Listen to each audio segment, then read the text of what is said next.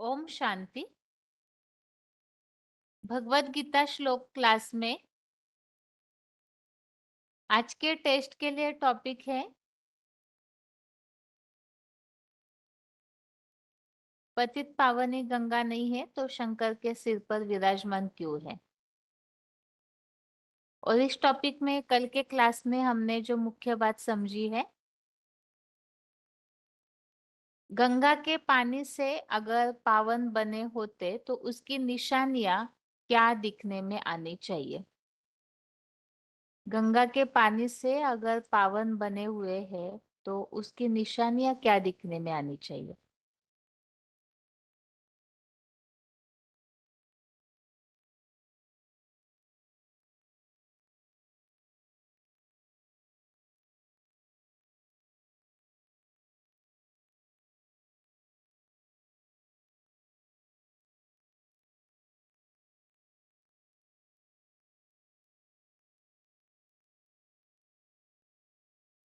हम्म।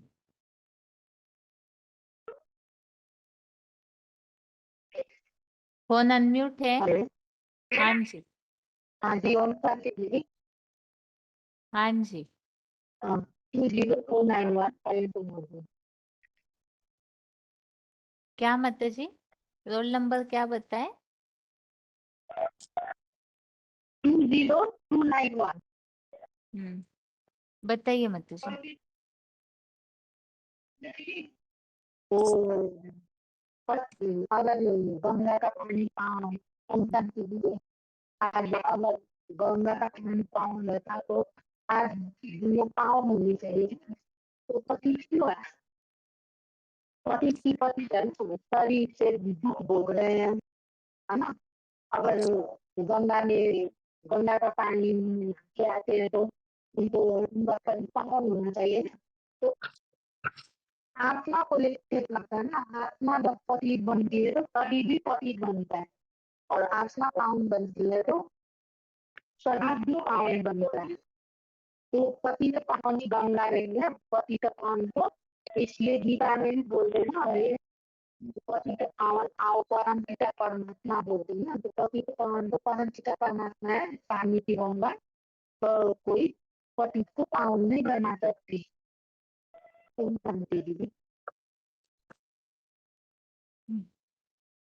बताइए मनसा के माता जी। हाँ जी दीदी, जे आत्मा पावन बन जाएगी तो पाप असंभव हो जाएंगे, तो वो देवता दिखने लगेंगे। आत्मा सुख धाम में चली जाएगी, वे सुख स्वरूप बन जाएंगी। उसमें अशांति का निशान नहीं रहेगा। जैसे आत्मा पतित है तो खुद भी दुखी होती है और दूसरों को भी दुखी करती है। जैसे ये श्लोक आया है ना कि 12वें का अध्याय का भी दुखी भी जस मान न उदीजते लोको लोकात न उदीजते है भी भी जो पतित होता है तो खुद भी परेशान होता है, दूसरों को भी परेशान होता है। जो सुखी होता है, जो ये आत्मा पावन बन जाएगी तो इच्छा मात्र में विद्या हो जाएगी और स्वर्गवासी दिखाई देगी। उसका वाइब्रेशन ऐसा होगा कि जो आत्मा है दूसरे शरीर में प्रवेश करेगी तो उसका उसी वाइब्रेशन के आधार पर प्रवेश करेगी। और एक बार पावन बन जाएगी तो 25,000 वर्ष के लिए संपूर्ण बन जाएगी, शांति प्राप्त करेगी और स्वस्थ स्थिति में टिक जाएगी। ते कि वो जैसे कि वो भी श्लोक है ना कि वो सतयुग में पावन दुनिया में चली जाएगी। अच्छा, नासिक के माता जी बताइए। हमने वो 9वें अध्याय का जो श्लोक है, देवताएं स्वर्ग में जाते हैं, वो श्लोक क्यों समझा था।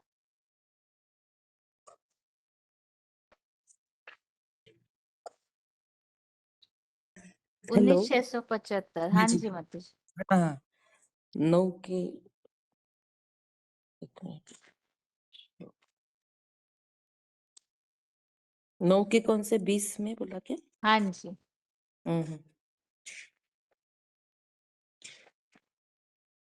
20 में बोला है कि अ,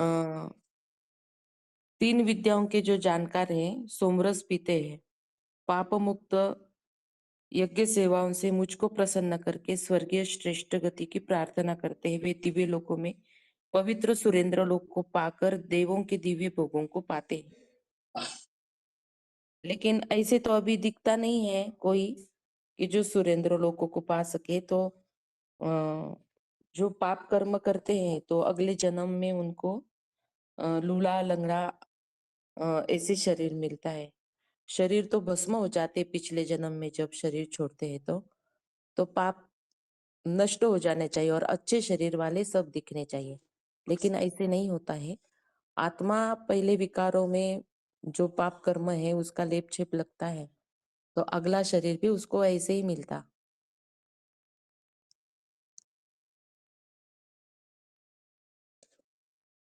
एक्चुअली प्रश्न क्या पूछा था, मैंने अभी ज्वाइन किया।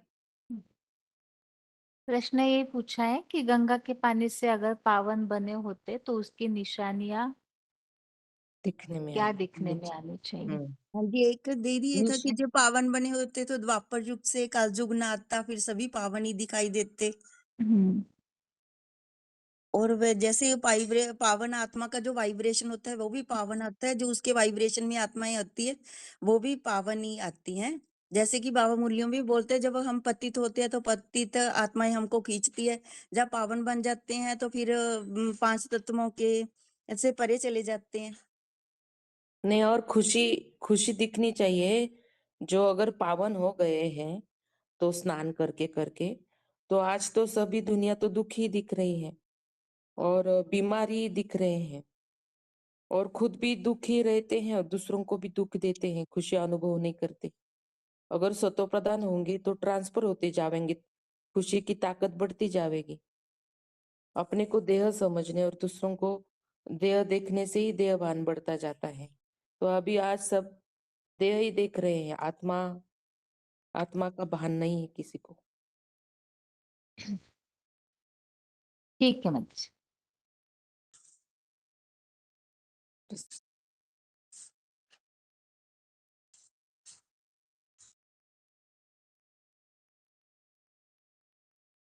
हेलो। हाँ जी, रोल हेलो। नंबर बताइए माताजी, रोल नंबर। 470 हम्म। आगे। 305। और किनका अनम्यूट है। ओम शांति जलगांव। हाँ 305। हाँ ठीक है माताजी।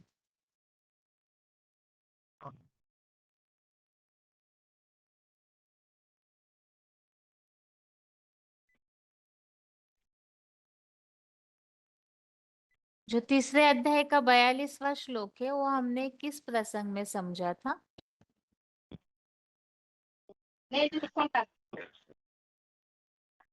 आज क्योंकि सन्यासी कहते हैं कि आत्मा निर्लेप है, शरीर ही पाप कर्म करता है, तो इसीलिए वो कहते हैं कि इंद्रियां पाप कर्म कर रही है, तो इंद्रियां पापी है। लेकिन बाबा ने माना, गीता में तो बोला इंद्रियां प्रबल है लेकिन उससे प्रबल मन है, और मन से प्रबल बुद्धि और बुद्धि से प्रबल भगवान। माना इंद्रियों को भी हम मन से कंट्रोल कर सकते हैं, तो मन से कंट्रोल करने के लिए ज्ञान चाहिए। इसलिए ये श्लोक देखा था हमने कि ज्ञान की प्राप्ति होने से मन साफ हो जाएगा, शरीर स्नान करने से नहीं होगा। और कौन बताएंगे तीसरे का 42वां श्लोक किस प्रसंग में समझा था। जैसे कि इंद्रियों में सबसे बड़ी प्रबल जो प्रधान मन है ना, तो वो मन से प्रबल तो बुद्धि है। तो बुद्धि है वो बुद्धि जो है वो त्रिनेत्री बुद्धि से ही पहले और शिव नेत्र अक्षदांशु जो की है। तो मन जो तीनों गुणों से जो आत्मा जो तीनों गुणों से भुगती है ना, तो विषय भोगों से सेवन करने का कारण वो विक्षेप लग जाता है। तो मन को ही मन आत्मा को ही लगता है। तो मन सही तो छह इंद्रियों को जैसे कि अपने संस्कार साथ में ले जाती है। मना मन बुद्धि से अनेक जन्मों के संस्कारों अपने संस्कार के आधार पर उनको शरीर भी मिलता है पूर्व जन्मों के कर्मों के आधार पर। तो से ही वो शरीर मिलता है, तो वही आत्मा को ही मिलता है ना, तो उसे आत्मा ही कहा जाता है। नदी है मना मनुष्य आत्मा मन बुद्धि से भरे हुए संस्कार का वो है। तो ये मन बुद्धि का ही मन हम वो भी कोई काटते हैं ना। कौन सबसे प्रबल भैया दुश्मना बहन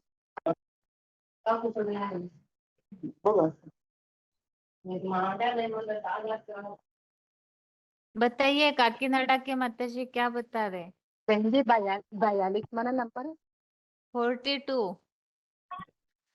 42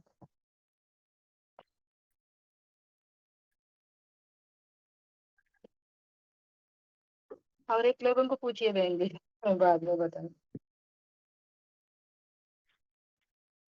ठीक है। सर्वद्वारेषु देहेस्मिन् प्रकाश उपजायते, ये श्लोक किस लिए समझा था?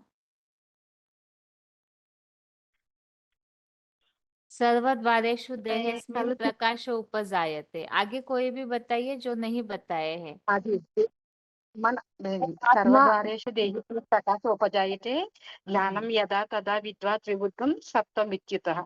माना जब इस देह को सभी इंद्रिय द्वार में ज्ञान प्रकाश मंथन के द्वारा उत्पन्न होता है तब अवश्य ही सत्वगुण विशेष बड़ा है। ऐसे जानिए वास्तव में ज्ञान जो है मन बुद्धि में समाई है और मन बुद्धि के प्रभाव से देहा भी हर इंद्रिय ज्ञान युक्त कर्म ने लगा, जो देह भी सभी द्वारा में ज्ञान प्रकाश उत्पन्न हुई है। अवश्य ही सत्वगुण विशेष बड़ा है। ऐसे जान लिए आत्म चैतन्य है। जब बुद्धि बदलेगी उसका प्रभाव शरीर पर भी हो सकता है। आत्मिक चिंतन में जीतना रहेंगे। माना उतनी हमारी प्रकृति हमारे स्वभाव संकर स्वतः ही सात्विक बन जाए। हमारे वाइब्रेशन सात्विक होने से अगला जन्म जो है हम मिलेगी सात्विक परिवार में मिलेगी, स्वतः है वातावरण में हमारा जन्म होगा, सचयुग में जन्म होगा, सात्विक परिवार में है। यदा राजा तदा प्रजा सुखी होंगे, ऐसे जन्म होगा। जलगांव के माता जी बताइए, यहाँ वास्तव में इस पतित पावनी गंगा हाँ के जी। टॉपिक में हमने क्यों समझा था, ये मूल बात बतानी है।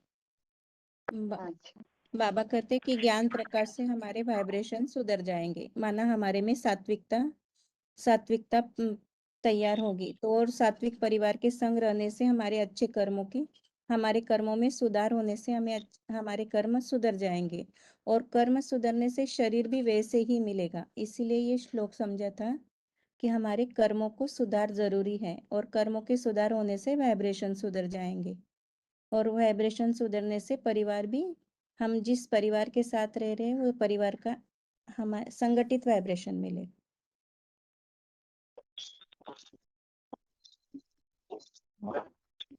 आत्मा का पावन बनेगी ना, तब सुख मिलेगा या स्वर्ग में जाएंगे। और सत्व प्रधान वाइब्रेशन और वाइब्रेशन से ही सत्व प्रधान बनती है ना आत्मा, या वायुमंडल की वाइब्रेशन से।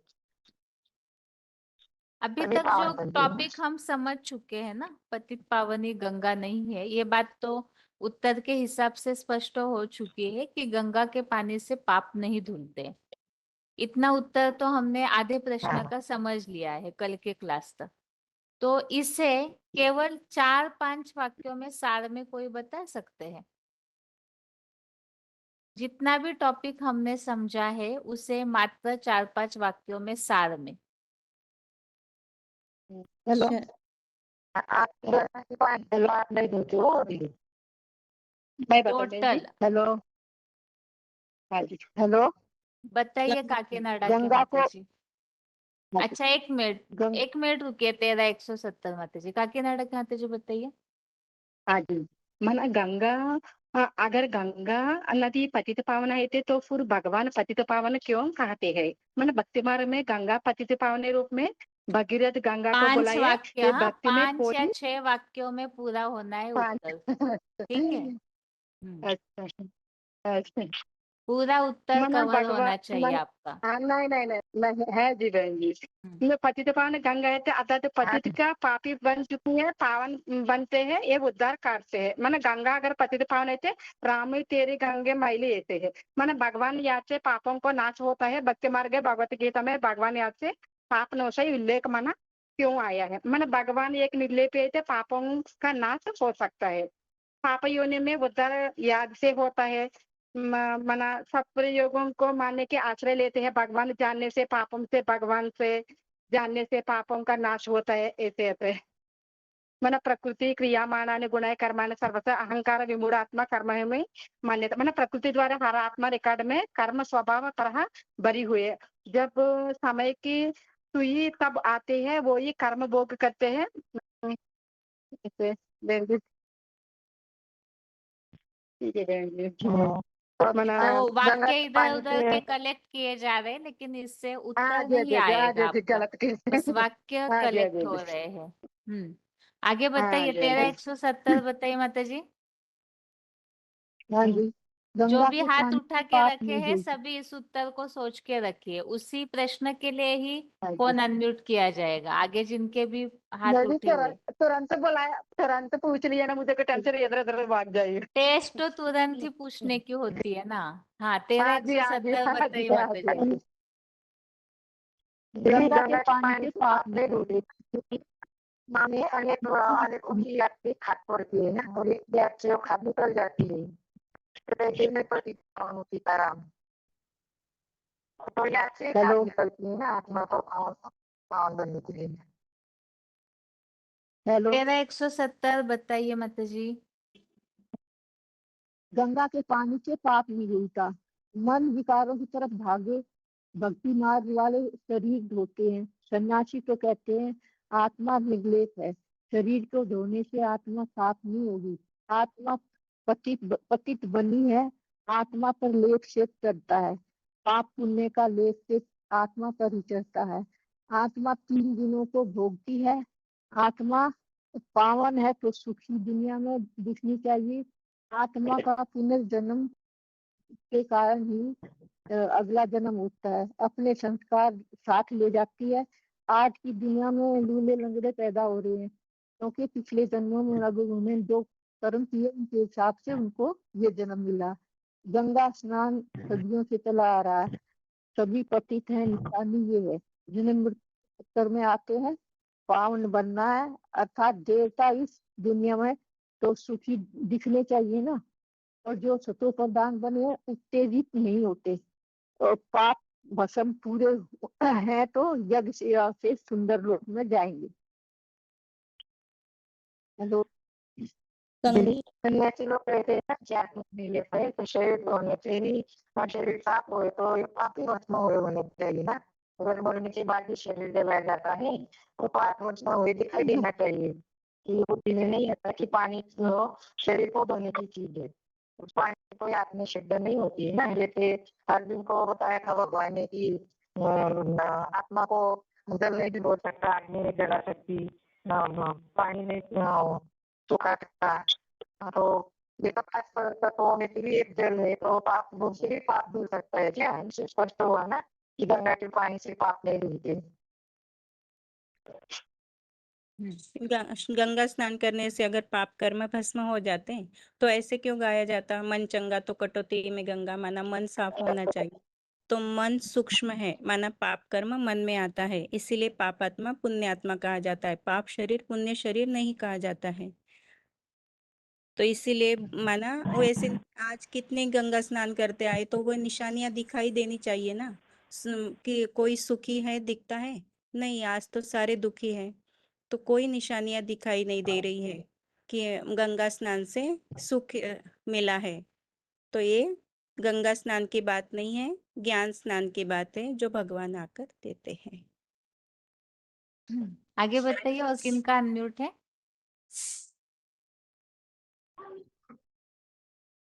हाँ दीदी मैं बोलूं।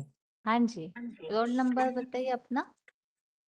अभी मैंने ज्वाइन किया है, अब रोल नंबर तो नहीं पता मुझे। अच्छा, कहाँ से है आप? जी मैं एमपी छतरपुर से बोल रहा हूँ। कोई मधुबन से कनेक्टेड होंगे ना? हाँ मैं दिल्ली मधुबन से कनेक्टेड हूँ। अच्छा, कहीं क्लास में नहीं जाते आप, फोन से कनेक्टेड है?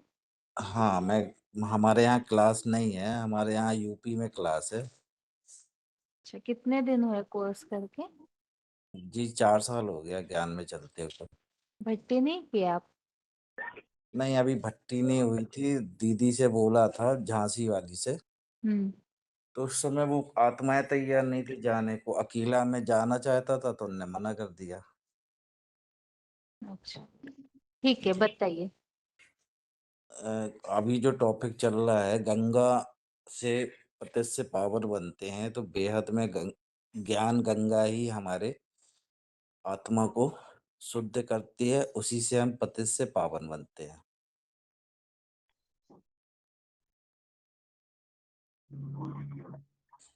ठीक है, जी। आगे बताइए। फोन अनम्यूट है। हाँ दीदी, ओम शांति। हाँ जी। दीदी, भक्ति मार्ग में शरीर को महत्व देते हैं, शरीर को नहलाते हैं गंगा में जाकर नैया, परंतु वो ये नहीं समझते हैं कि शरीर को नहलाने से हमारे पाप नहीं धुलेंगे। अगर शरीर को नहलाने से हमारे पाप धुल जाते तो ये सारे जो भी नहाने वाले हैं वो सारे स्वर्ग में चले जाते। दुखी दुनिया क्यों होती, फिर सुखी दुनिया होती। उनको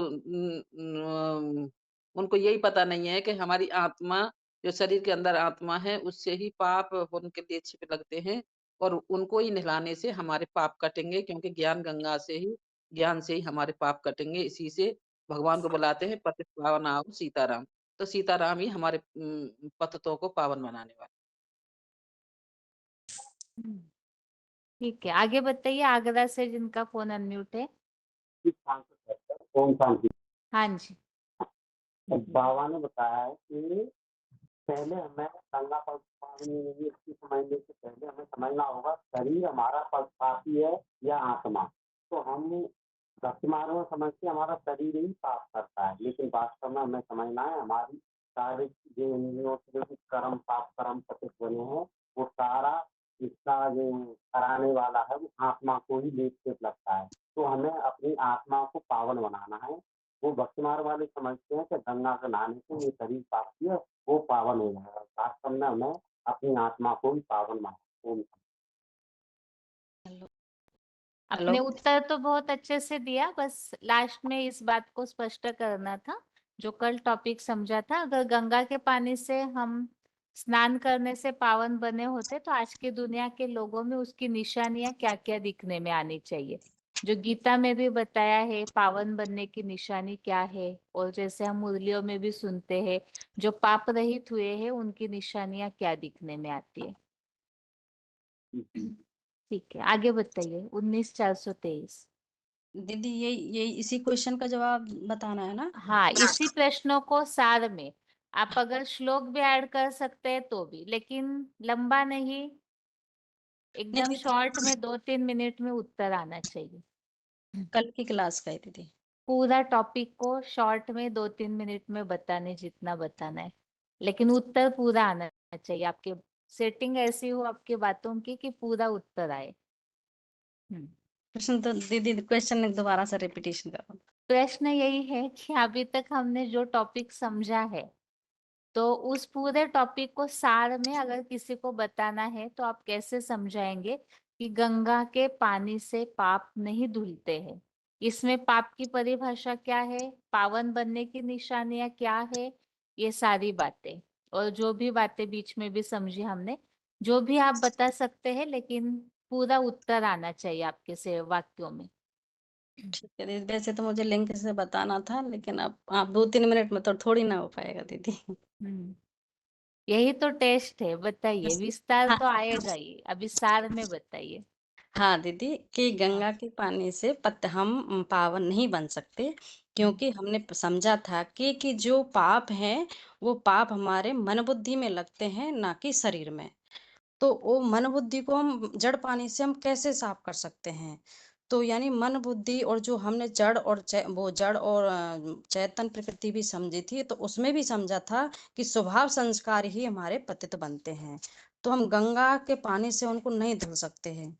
तो हमें इसको कैसे धुलना है कि जब हमारी आत्मा यानी आत्मा के अंदर मतलब ज्ञान प्रकाश उपस्थित होगा, सत्व गुण आएगा, तो हम सुख की शक्ति में बंध जाएंगे। और दूसरी बात कि जैसे जैसे हमारे सारे इंद्रिय द्वारों से ज्ञान प्रकाश बढ़ेगा, तो हमारा सत्गुण बढ़ा हुआ जानो, ये हमने 14 के अध्याय में समझा था। और भी जैसे जैसे हमारी आत्मा स्व चिंतन में रहेगी, तो स्वचिंतन में रहेगी तो हमारे अंदर वो जो सात्विकता है वो आती चली जाएगी, हमारे जो स्वभाव संस्कार हैं वो आते चले जाएंगे, तो हमारी आत्मा में परिवर्तन हो जाएगा। और भी हमने समझा था कि इंद्रिय और मन में तो पहले पाप पड़ता ही है, लेकिन शरीर भी हमारा खराब बन जाता है।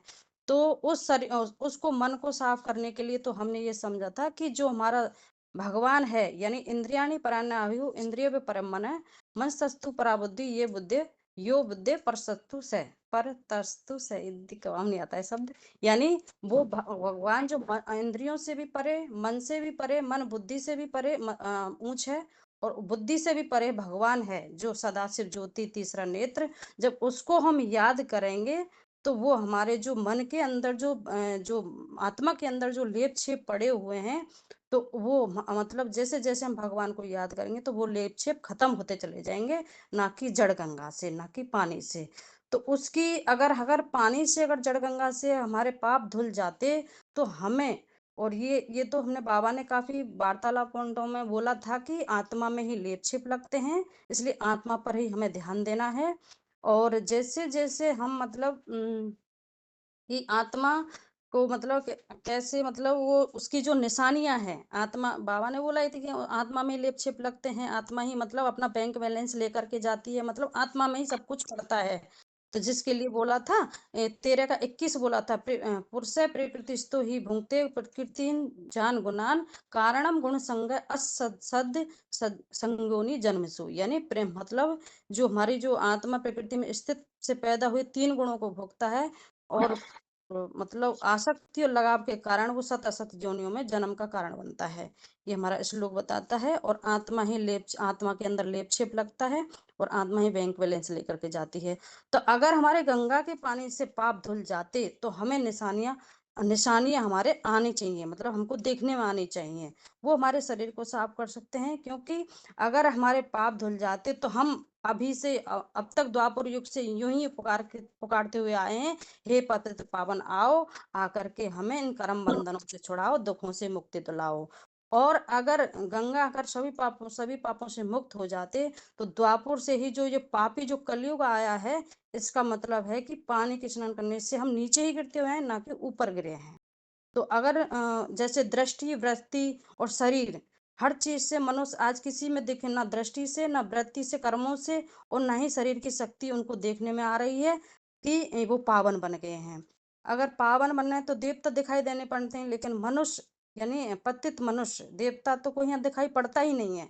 तो ये तो सतयुग त्रेता में रामकृष्ण की दुनिया थी, उसी दुनिया में सभी मनुष्य देवता और पावन थे। अगर पाप भस्म हो जाते तो आत्मा में मतलब जो अशांति है उसका नाम निशान दिखाई नहीं पड़ता। आज सभी मनुष्य अशांति में रहते हैं, कोई भी ये नहीं कह सकता कि हम सर्वगुण संपन्न हैं। और जिसके लिए हमने श्लोक समझा था 9 का 20, त्रैविद्या माँ सोमपा पूत पापा यज्ञ दृष्टवा स्वर्गतिम प्रायन्ते ते पुण्यम आसाद्य सरोद्र लोकम असरंती दिव्यान देव भोगान।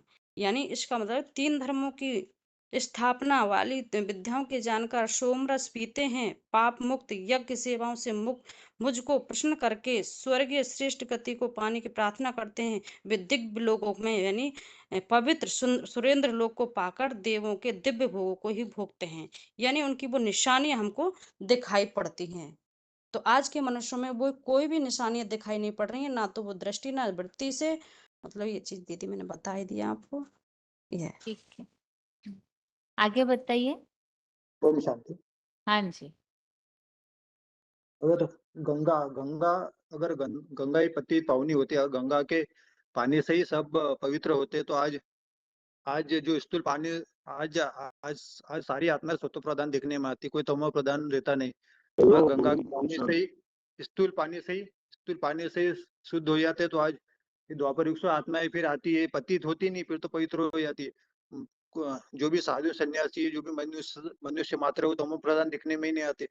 आज दुनिया में इतना पाप बढ़ गया है, वो दिखने में नहीं आता, सारी आत्मा सत्व प्रधान बन जाती है। अगर आत्मा आत्मा जो सत्व प्रधान आत्मा रहती है, सत्व प्रधान आत्मा सात्विक रहती है, अगर सत्व प्रधान बन जाते तो आज सतयुग में देखने में आते हैं। जो देव देवता रहते हैं वो स्वर्ग में रहते हैं, सतयुग में ही रहते हैं। तो आत्मा तो तमो प्रधान है, आत्मा तो सब अभी कलयुग में है, कलयुग तमो प्रधान तामसी है। तो आत्मा आत्मा सत्व प्रधान तब बनेगी जब ज्ञान का प्रकाश मन में आएगा। तो मन में आने के कारण मन शुद्ध होगा, दृष्टि वृत्ति वृत्ति परिवर्तन होगी, तो आत्मा को जो वाइब्रेशन है वो शुद्ध होगा, तो बाहर का वातावरण भी शुद्ध होगा। पर मन खराब हो जाता है, दृष्टि वृत्ति खराब हो जाती है, तो उसे पतित माना जाता है। पतित पतित मनुष्य होते हैं। जब आत्मा पति से पावन बनती है तो पावन होने के कारण वो देवता बनती है, और देवता तो सतयुग में होते हैं। पर गंगा के पानी से पावन होते हैं, तो फिर ये ज्ञान देने की दरकार नहीं रहती, ज्ञान देने की दरकार ही नहीं रहती। सब सब पावन हो जाते हैं, अभी सब पावन ही देखने में आते हैं। फिर मनुष्य इतना तामसी बनता ही नहीं, तमो प्रधान स्थिति में आता ही नहीं। तो सत्व प्रधान स्थिति सत्व प्रधान स्थिति में अगर रहते तो सारे देवता देवी देवता जो भी है वो सतयुग में रहते हैं। ओम शांति। आगे बताइए। हेलो मोहिन हाँ जी, जी, हाँ जी, डबल 2168। हाँ जी। मोहिन जी, आपने पूछा ना जे अगर गंगा के पानी से पाप धुल जाते हैं तो इसका निशानी क्या है, और नहीं धुल जाते हैं तो इसका निशानी क्या है। तो गंगा के पानी से जो पाप धुल जाते हैं, इससे शतप्रधान नहीं बनते हैं, क्योंकि वो केवल जल पानी से केवल शरीर हो जाते हैं। तो आत्मा जिसका आत्मा पावन हो जाते हैं वो तो लंबी समय तक वो सुख धाम में चले जाते हैं। वो इस नरक के दुनिया में वो गॉड जेल में पैदा नहीं होंगे। और जिसकी आत्मा गंगा के पानी में नहाने के बावजूद भी उसका कोई पाप धुल नहीं जाते हैं, इसका निशानी है ये बहुत ऐसा आत्मा है जो माँ के पेट से ही वो अंधा लूला लंगड़ा होके जन्म लेते हैं। और बहुत आत्मा है जो इस नरक के दुनिया में ही पुनर्जन्म लेते हैं। अर्थात पुनर्जन्म लेना माना आत्मा में लेक्चर लगा, हिसाब किताब चुकाने के लिए ये नरक के दुनिया में बार बार जन्म लेना पड़ता है। ओम शांति। ठीक है, आगे बताइए। फोन अनम्यूट है।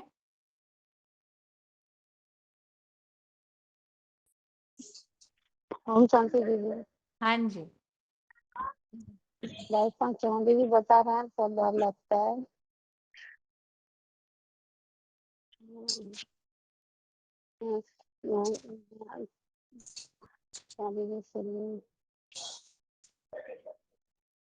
गंगा के पानी से पाप नहीं धुलता है, वो तो गंगा के पानी से पाप नहीं धुलता है, वो तो स्थूल पानी है, एक 5 तत्वों में से एक स्थूल वो भी तत्व है पानी, हो तो बहता हुआ पानी है, उससे पाप कैसे धुल सकता है।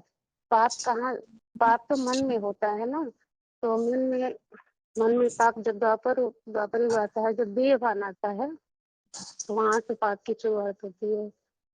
तो वहां से पाप की शुरुआत होती है देहभान से।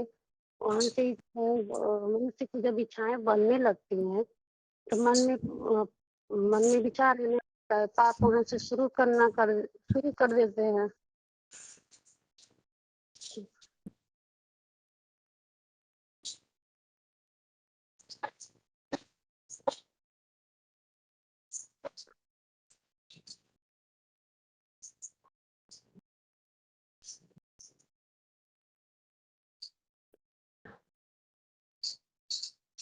ठीक है माता जी, आप सोचिए तब तक। आगे जिनका फोन अनम्यूट है बताइए माता जी। उषा जिनका नाम लिखा है, उषा माता।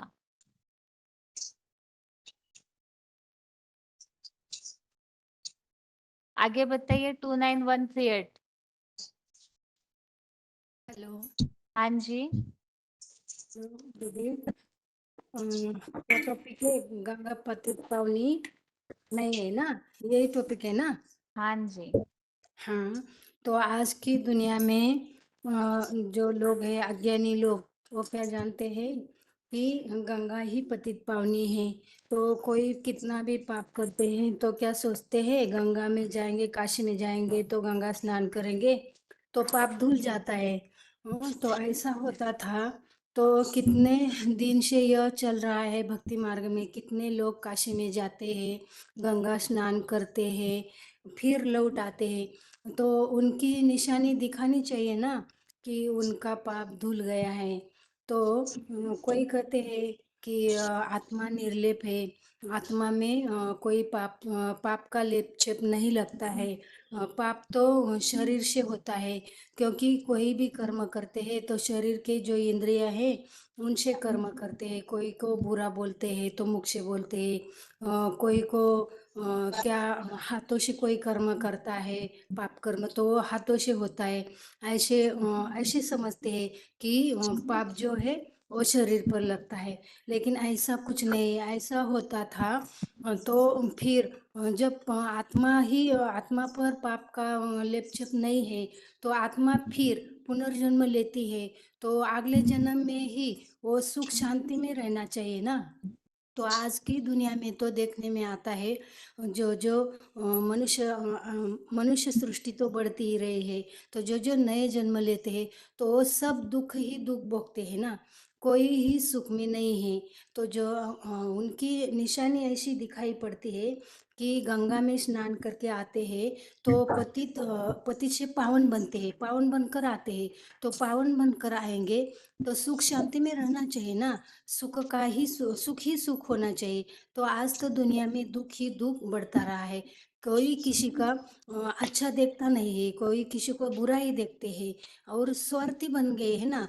जब जब सुख की दुनिया होती है तो वह स्वार्थ नहीं होता है, वह तो सब एक दो से मिलते जुलते रहते हैं ना दीदी। तो वही निशानी है कि आज की दुनिया में वो सब अज्ञान भरा हुआ है कि उसको ज्ञान नहीं है कि आत्मा ही सुख दुख के चक्कर में आती है और पाप का लेप छेप भी आत्मा पर ही लगता है। और जब पुनर्जन्म लेती है तो पाप के संस्कार साथ में ले जाती है, क्योंकि अगले जन्म में जो पाप किया है तो उनका जो पाप कर्म का जो हिसाब किताब है वो पूरा करने के लिए वो अगले जन्म में वो संस्कार साथ ले जाती है। तो ये देखने में आता है ना। तो इससे ही सिद्ध होता है कि गंगा पतित पावनी नहीं है। गंगा में तो सारी दुनिया जाती है, स्नान करके आती है, लेकिन कोई भी पावन हुआ है ऐसे दिखाने में नहीं आता है। जानते दीदी। आगे किनका फोन अनम्यूट है? ओम शांति। हाँ जी। 2887। गंगा पतित पावनी नहीं है। यदि गंगा पतित पावनी होती तो भगवान को क्यों बुलाते हैं पतित पावन आओ करके। गंगा तो स्थूल जल है, तो स्थूल शरीर को जैसे शरीर को मैला साफ करती है, परंतु पाप कहाँ रहता है? पाप तो आत्मा में रहता है, शरीर में नहीं रहता है। शरीर में यदि पाप रहता है तो शरीर तो जलाते हैं, भस्म बनाते हैं, तो फिर आत्मा तो मतलब पाप भी भस्म होना चाहिए, परंतु पाप तो शरीर में नहीं रहता है, वो तो आत्मा में रहता है। तो जब आत्मा शरीर छोड़ती है तो फिर वो संस्कार लेकर जाती है। जैसे गीता में भी बोला है शरीर क्या शरीरम यद्वाप्नोति शरीरम यद्वाप्नोति यच्चापि उत्क्रामतीस्र गृहीत एतानि संयाति वायुर्गंधा निवास है। जैसे फूल हवा फूल के सुगंध को लेकर जाती है, वैसे ये आत्मा भी जब शरीर छोड़ती है तो फिर ये संस्कार को लेकर जाती है। तो फिर दूसरे जब शरीर में जन्म लेती है वही संस्कार के आधार पर ही उनका जन्म होता है। तो इसीलिए वो पाप पुण्य तो आत्मा में लगता है, इसीलिए पाप आत्मा और पुण्य आत्मा भी कहते हैं। पाप शरीर पुण्य शरीर ये नहीं कहते हैं। तो आत्मा जो आत्मा है वो मन बुद्धि संस्कार द्वारा ही यह आत्मा बनती है, और आत्मा वो संकल्प से ही पाप बनता है। गीता में भी बोला है ना, इस संकल्प से ही पाप पाप बनता है तो शरीर में पाप नहीं रहता है। यह स्थूल जल से तो शरीर शुद्ध होता है, परंतु आत्मा शुद्ध होने के लिए तो ये ज्ञान जल की आवश्यकता पड़ती है। और मनुष्य जब यदि गंगा स्नान करके शुद्ध बन जाता है, पाप धुल जाता है, तो आज दुनिया में ये दुख देखने में नहीं आता है, क्योंकि जब पाप से ही दुख बढ़ता है और पुण्य से सुख मिलता है। तो आज गंगा स्नान कितना करते हैं, फिर भी तो आज दुनिया तो नीचे ही गिरते चली गई है। और दुनिया आज इतना भी धन संपत्ति मान मर्तबा हो, फिर भी आत्मा में शांति नहीं है, दुख ही दुख है दुनिया में। तो ये दुख बढ़ने का कारण क्या है? ये स्थूल गंगा से, जो स्थूल जल से नहाने से किसी का भी पाप नष्ट नहीं हुआ है। पाप सभी का आत्मा में रहते, इसीलिए दुनिया नीचे गिरते चली गई है। तो इसीलिए भगवान आते हैं, वो जो ये पवित्र पावन ज्ञान देने के लिए। तभी ज्ञान द्वारा नहीं ये आत्मा पावन बनती है, जो आत्मा को पिता आकर ही सबको ये आत्मा का ज्योति जगाते हैं। इसी ज्ञान से ही सब पाप धुल जाता है। तभी जो राम राज्य है, सुख की दुनिया है, स्वर्ग की दुनिया की स्थापना हो जाती है। नहीं तो आज कितने साल से गंगा स्नान करते आए, और सन्यासी लोग भी गंगा में जाके नहाते हैं पावन बनने के लिए, परंतु वही फिर जाते मंदिर में पूजा करने लगते हैं। तो हे पतित पावन आओ करके वही भगवान को बुलाते हैं। यदि गंगा पावन बनाती है, तो फिर भगवान को तो ये बुलाने की तो कोई जरूरत नहीं रहती है। तो आज दुनिया में इतना दुखदायी दुनिया बनने का कारण है, दुनिया में कोई पाप भस्म नहीं हुआ है, झन पाप बढ़ते चला जा रहा है। आज दुनिया में इतना भ्रष्टाचार पापाचार बढ़ रहा है। तो ये गंगा स्नान करने से, पाप नाश होने से तो सब पावन बनना चाहिए, कोई भी देखने में नहीं आए। आज देखने में सभी दुखी अशांति ही देखने में आ रहा है। तो ये गंगा से कोई पावन नहीं बनता है, पाप तो आत्मा में लगती है। ये आत्मा ही जब दूसरा जन्म लेती है, तो जैसे पुरुषम प्रकृतिस्थो ही भुंक्ते प्रकृति जान गुणन कारण गुण संघर्ष सत सद्यो निजन्मसु। ऐसा कहता है जैसे ये पाप पुण्य के आदम जैसे शरीर लेता है, ये सत योनि में असत योनि में जाने का कारण ही वही मनुष्य के कर्म के आधार पर मर पर ही होता है। इसीलिए ये पाप गंगा स्नान करने से पाप नहीं धुलता है। पाप तो एक परमात्मा की ज्ञान र योग से ही ये पाप धुल जाता है। इसीलिए गीता में कितना श्लोक आया है, जो भगवान को दर्शन करने से, भगवान के समीप जाने से, भगवान को करने से ही पाप मतलब पाप भस्म हो जाता है। और गीता में ये भी श्लोक आया, सर्वधर्मन परित्याज्य मामेकम शरणम व्रज, सब धर्मलाई त्यागेर मेरो शरणमा आऊ त पाप दुख नाश हुन्छ भनेर भगवान गीतामा पनि भन्नुभएको छ। त वही एक भगवान है जो पतित पावन सीताराम के नाम से कहा जाता है। वही भगवान आकर ही सभी को पावन बनाते हैं, नहीं तो गंगा तो कोई पावन बनाने वाली नहीं है। ओम शांति दीदी, इतना ही आता है। हाँ ठीक है माता जी, आगे बताइए। ओम शांति बहन जी। हाँ जी। हाँ, ये पहला ये सोचना है कि ये गलतफहमी कैसा हुआ। ये भक्ति मार्ग में यह है कि जब गंगा आकाश से उतरी है, तो शंकर ने उसको जटाओं में बांध लिया, और जटाओं में बांध लिया, फिर धीरे धीरे धरती पर आ गया। माना शिव शंकर, भक्ति मार्ग में शिव शंकर को मिला देते हैं। शिव है कल्याणकारी, और जब वो दोनों को एक ही समझते हैं, शिव शंकर को। सो गंगा शंकर के जटाओं से निकली है, तो वो भी कल्याणकारी हो सकता है, ऐसा भी भाव हो सकता है भक्तों का। तो गंगा में स्नान करने से पाप सब धुल जाएंगे। वास्तव में ये है ज्ञान गंगा की बात है। और ये कहते हैं जल से सिर्फ शरीर ही शुद्ध होता है, सच्चाई और शुद्ध संकल्पों से मन शुद्ध होता है। और ज्ञान से बुद्धि शुद्ध होता है, और ज्ञान और कर्म के संयोग से आत्मा भी शुद्ध होती है, ये जानना है। और गीता में भी कहा है, ज्ञानाग्नि दग्ध कर्माणाम तमाहु पंडितम बुध। सार में ये बता सकते हैं। ठीक है, आगे बताइए। ओम शांति दीदी। हाँ जी। हेलो। मेरा तो आँखें ऑपरेशन हुआ, आपको बोला था जिसने हेलो। जितने को आएगा बताएंगे, हाँ जी। कि पढ़ नहीं पाते ना। हाँ हाँ, आपको तो हाँ याद होगा ही। अब बताइए, जितना समझा हाँ है उतना ही हाँ बताइएगा। हाँ जी।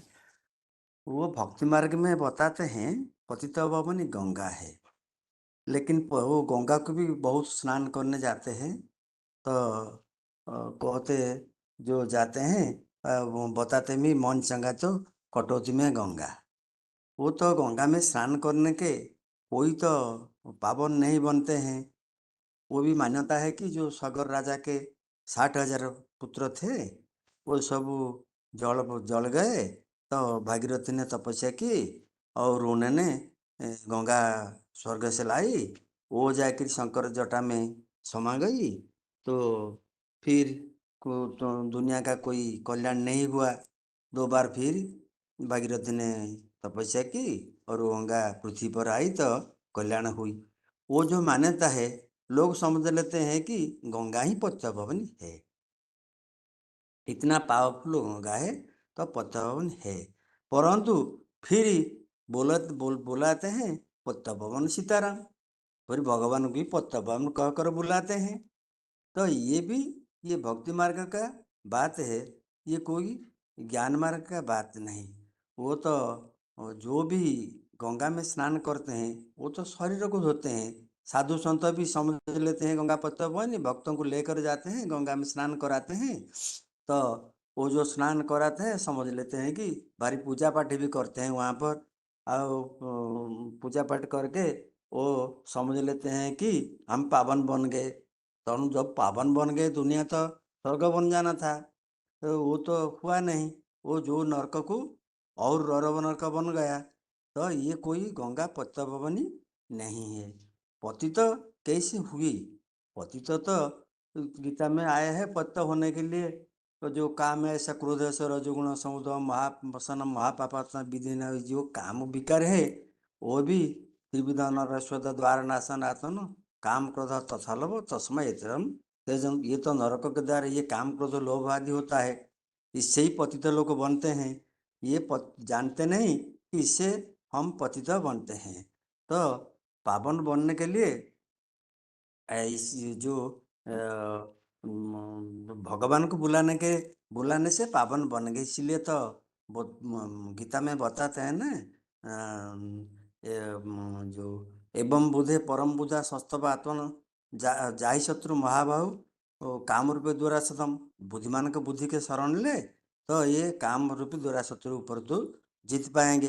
और बताते भी है इंद्रिय बड़ प्रबल है और इंद्रिय से मन प्रबल है। इंद्रियाणी पराण्य इंद्रियाणी पराण्य इंदिराभ्य परमन, ये भी गाते हैं 3:42 में। तो ये तो इंद्रियों से मन भी प्रबल है, मन को कंट्रोल करना भगवान सिखाते हैं। वो तो मन कंट्रोल, मन माने मन को तो आत्मा कहा जाए, मन रे आत्मा भी गीता में ये शास्त्र में वेद में आया है। तो जब मन को कंट्रोल करेंगे और तो भगवान को याद करें कि मन को कंट्रोल करेंगे तब पतित बनेंगे। ये तो मुख्य है। ये पतित को पावन बनाने के लिए संकल्प को मुख्य शुद्ध करना है। क्या संकल्प बीज है, संकल्प मन का भी जो मन बुद्धि संस्कार ये 3 है। जो ये है मन का जो 3 शक्ति।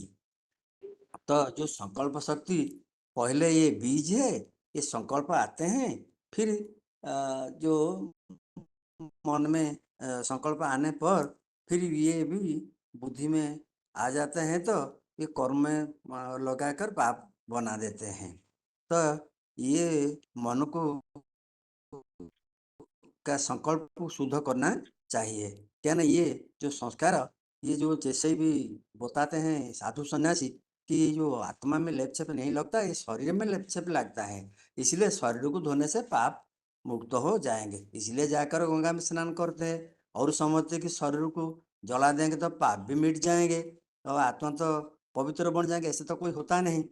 ये तो आत्मिक संस्कार लेकर जाते हैं ना, इसलिए गीता में आया है शरीर तो ये 15 का 8 शरीर तो अवाप्नोति चत्वारि उत्क्रांति ईश्वर गृहीता इत्यादि संजाति वायु गंधा है बासात। ये तो जैसे फूलों से वायु सुगंध को लेकर जाते हैं, आत्मा भी ये 23 तत्व के सह सूक्ष्म शरीर द्वारा ये संस्कार को लेकर जाते हैं, फिर जाकर 2 बार जन्म लेते हैं। यही संस्कार भी उनमें आते हैं, जैसे कि लूला लंगड़ा वो सब तो काना ये सब बच्चा पैदा हो जाते हैं। ये पूर्वजन्म का संस्कार के वो भी लोग को भी बताते हैं, ये पूर्वजन्म का संस्कार है, नहीं तो ये ऐसे कैसे हो गया जन्म, ये तो कुछ पाप नहीं किया, ऐसे कैसे हुआ, लोग समझते हैं परंतु उसको मानते ही नहीं। फिर जब भगवान को बुलाएंगे, ये भी पानी में भी कोई पतित आत्मा पावन नहीं बनते, क्योंकि गीता में आया है ना, नैन छंद शस्त्राणी नैन दहति पावक। ये तो जल भी 5 तत्व भी ये आत्मा को पावन नहीं बना सकते हैं ना। ये भगवान की याद से ही ये आत्मा पावन बनेंगे। और फिर भी बताते हैं जो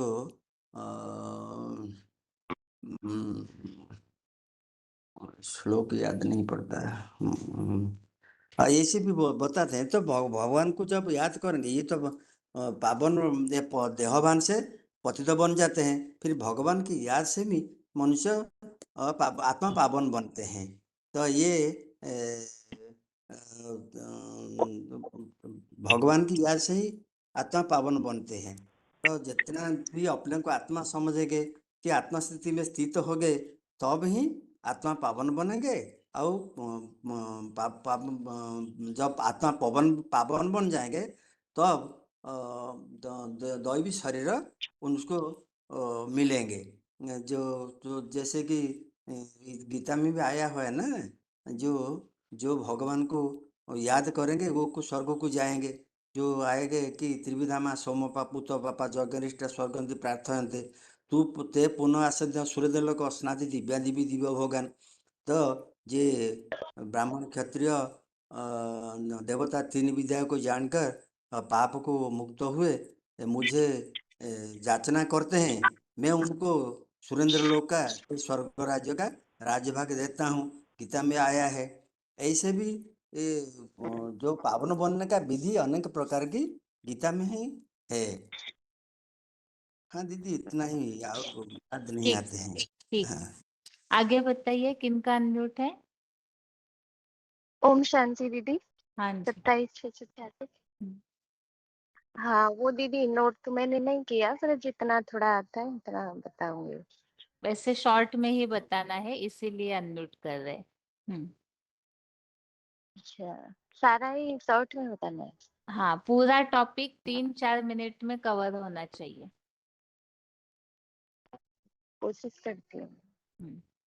जैसे शुरू में तो मतलब जो भक्ति मार्ग में जो मान्यताएं फैली हुई है गंगा पतित पावनी को लेके, तो उनको हम थोड़ा बता सकते हैं कि कैसी कैसी मान्यताएं फैली हुई है। जैसे मानते हैं कि गंगा का बहुत महत्व मानते हैं, कि गंगा पतित पावनी, गंगा के जल का इतना महत्व रखते हैं कि घर में भी गंगा जल रखते हैं, तो उसका भी बहुत तरीके से इस्तेमाल करते हैं।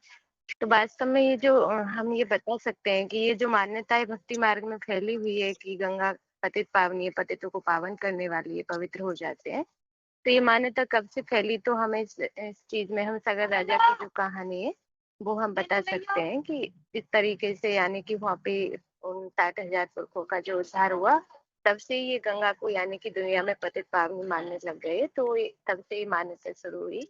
परंतु हमें इस मान्यता को मतलब समझना क्यों जरूरी है, तो ये हम जैसे बता सकते हैं कि वास्तव में इस मान्यता को समझना इसलिए जरूरी है क्योंकि ये जैसे सर्वव्यापी की जो अंतर्सत्ता बैठ गई दुनिया के अंदर, जैसे आत्मा से परमात्मा की भी एक अंतर्सत्ता बैठ गई भगवान, ऐसे ही ये पतित पावनी गंगा है, ये भी एक अंधश्रद्धा ही है जो दुनिया में फैल गई। तो वास्तव में इससे क्या हुआ कि एक तो ये नुकसान हुआ कि भगवान की जो याद का महत्व है, भगवान का जो महत्व है वो कम हो जाता है, और दुनिया में और ही एक तरीके से गंगा पतित पावनी मान के, यानी कि एक तरह से पाप को भी बंधन हो जाता है। जैसे कितने भी पाप करो और गंगा में स्नान करने से पाप धुल जाते हैं। तो इस तरीके से यानी कि एक तरह से खुलेआम पाप करने का मौका भी मिल जाता है, तो एक तरह से पाप का बढ़ावा मिल जाता है।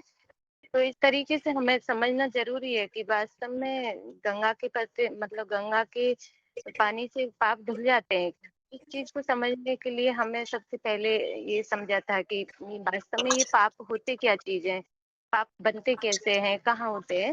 तो उस हिसाब के लिए उस तरीके के लिए हमने ये समझा कि मतलब ये पाप के लिए जो गीता है शास्त्रों में भी, तो उसमें जो अर्जुन ने पूछा कि ये मनुष्य जो है किसकी प्रेरणा से पाप करते हैं, तो उसमें भगवान ने बताया कि कामेषु क्रोधेषु, ये जो बताया कामेषु क्रोधेषु रजोगुण तमोगुण भाषानुमा पापमा विद्येयनम, यानी कि जो ये काम क्रोध है ये इनको ही वैरी बताया और यही मतलब पाप कराने के भागी हैं। क्योंकि कोई भी जैसे इच्छाएं कामनाएं जो भी ये पाप करने की इच्छाएं कामनाएं उत्पन्न होती है, तो उनसे मनुष्य क्या है कि पाप कर बैठता है और जो बुद्धि है समझ सकती है वो नष्ट हो जाती है, तो इस कारण ये पाप बन जाता है। तो ये वास्तव में ये जो काम क्रोध है इनको बताया।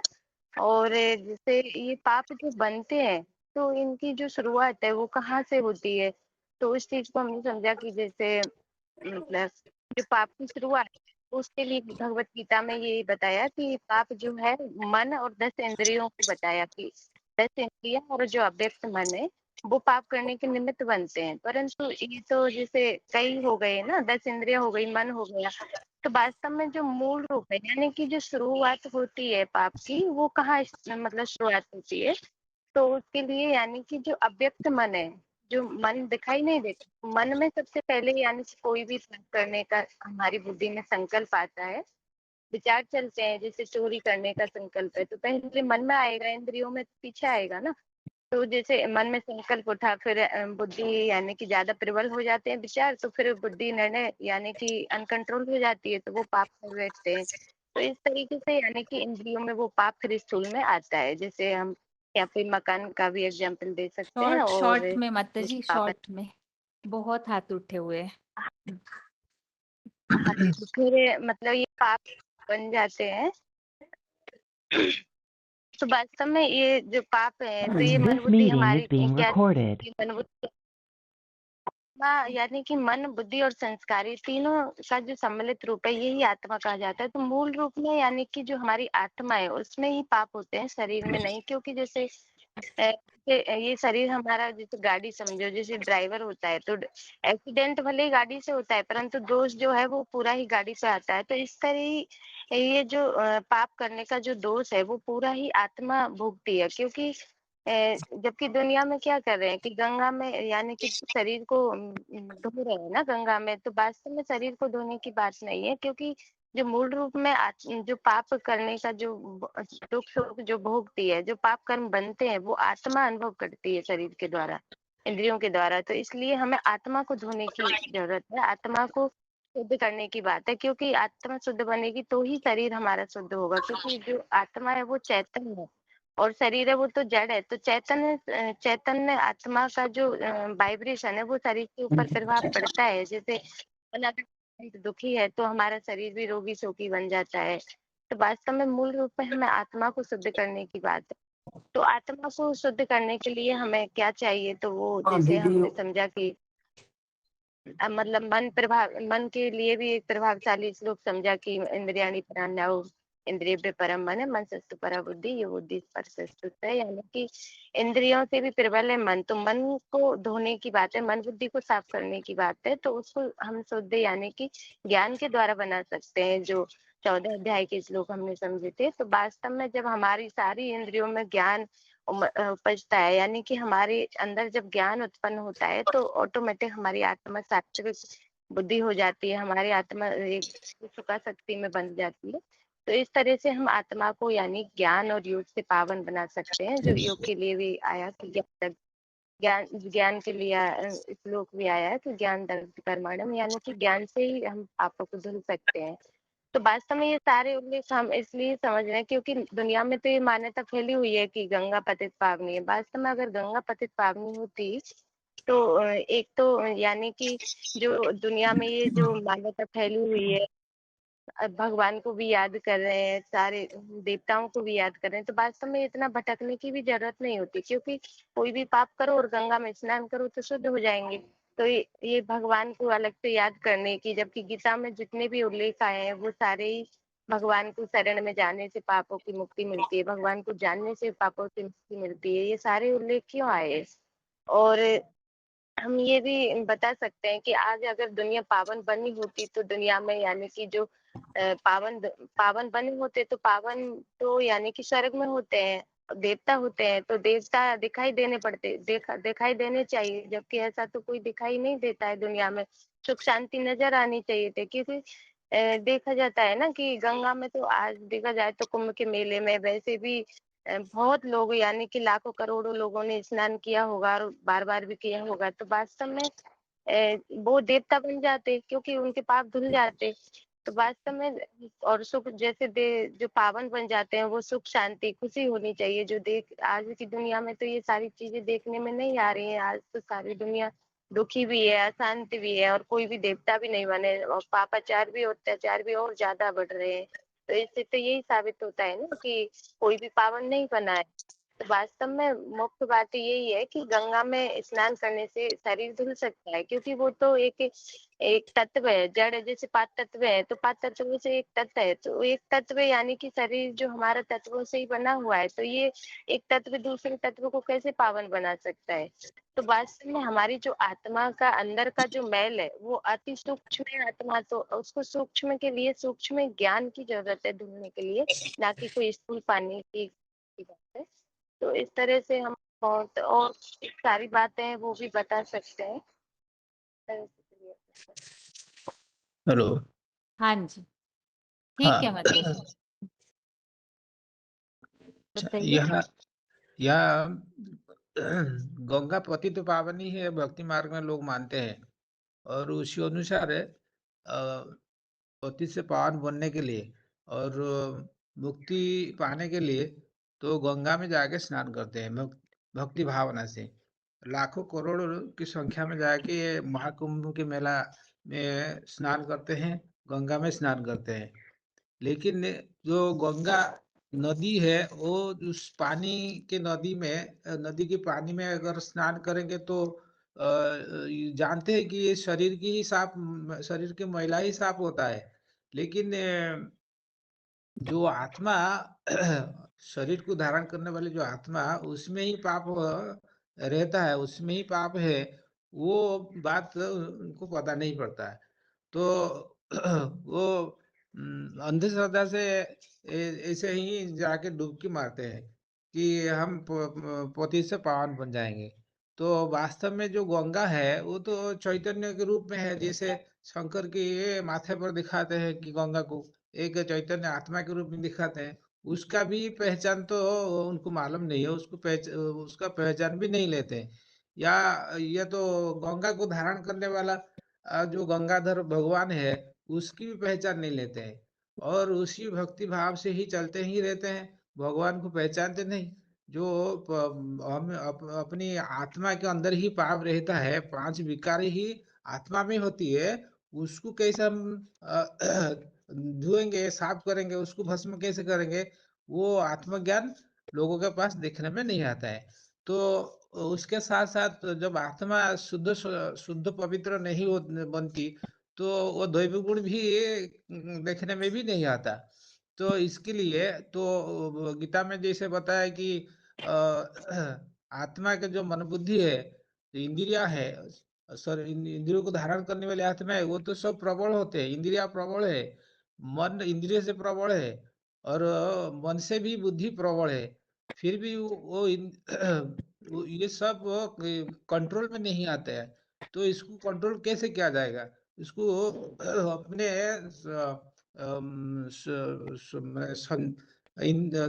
अपने कंट्रोल में कैसे लाएंगे? तो इसके लिए जो रास्ता बताया कि जो बुद्धि से भी परे है, जो परमात्मा शिव ज्योति है, जो साकार रूप में भगवान आते हैं, उसको पहचान करके जितना हम अभ्यासी बनेंगे, याद करेंगे, अभ्यास की करेंगे, और उतना ही हमारा आत्मा दिन प्रतिदिन समय प्रतिशत में हमारा आत्मा शुद्ध हो, पावन बनते जाएगी, अनेक जन्मों का पाप भस्म होगी। ये ज्ञान उनके पास देखने में नहीं आता है। फिर वही जो साधु संत गंगा में स्नान करते वही सर्वव्यापी ज्ञान लोगों को देते रहते हैं। वो अपनी सुधार भी कुछ भी दिखने में नहीं आता है।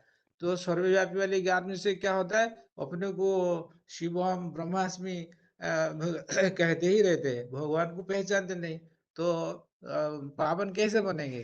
तो ये एक अंधश्रद्धा कहा जाएगा, अंधभक्ति कहा जाएगा।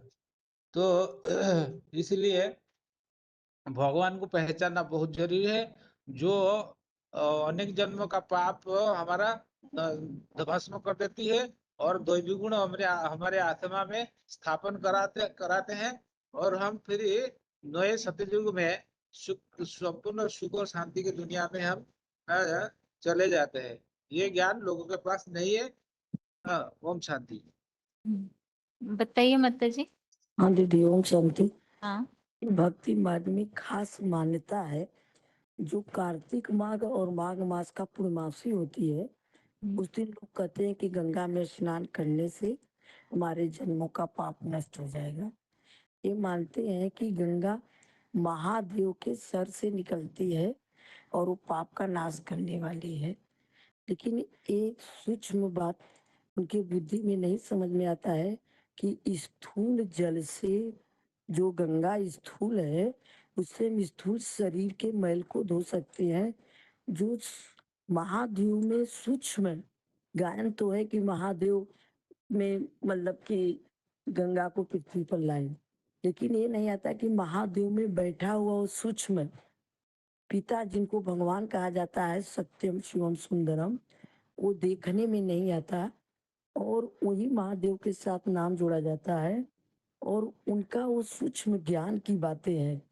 जैसे आत्मा देखने में नहीं आती, वैसे उस पिता का ज्ञान, जो आत्मा के पाप ज्ञान के मतलब आत्मा का ज्ञान, जो वो पिता आकर के, जो भगवान जिसे कहा जाता है सदाशिव सत्यम शिवम सुंदरम, वो जो महादेवता महान कार्य करने वाला इस सृष्टि पर है, उसी को अपना भाग्यशाली रथ बनाते हैं।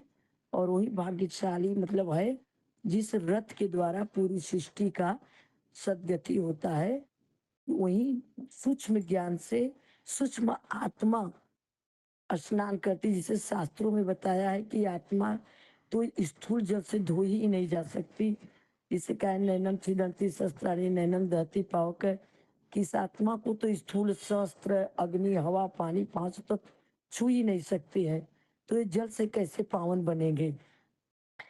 सच में सच्चाई ये है कि जब भगवान संगम, ये भक्ति मार्ग में मान्यता श्रावण महीने से शुरुआत होता है कि असल में संगम पर जब भगवान आते हैं, सूक्ष्म ज्ञान दे करके संगम पर चुन चुन आत्माओं को ज्ञान के स्नान से कराते हैं और उनकी आत्मा को पावन बनाते हैं। ये बात वो लोग की बुद्धि में नहीं आती। वो लोग शरीर से और इसका सब उपयोग करके स्थूल बातों को लेते हैं। और उनको समझाने के लिए है कि अगर गंगा में नहाने से दुनिया पावन बनती, तो आज दुनिया में इतना ढेर सारे लोग हर समय पर्व मना के त्योहार मना के जाते हैं स्नान करने के लिए। तो हर घर में शांति और सुख समाया होना चाहिए। क्यों? और हर जगह पर कलह क्लेश दुनिया में ये दिन प्रतिदिन बढ़ती जा रही है।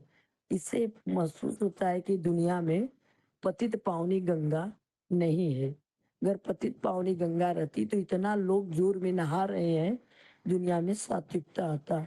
ये सूक्ष्म ज्ञान की बात है, जो भगवान बेहद का बाप, बेहद का जो पिता, दो बेहद के बाप, एक आत्माओं का बाप मनुष्यों का, और आकर हम मनुष्यों को चुन चुन करके वो अध्यात्म ज्ञान देते हैं।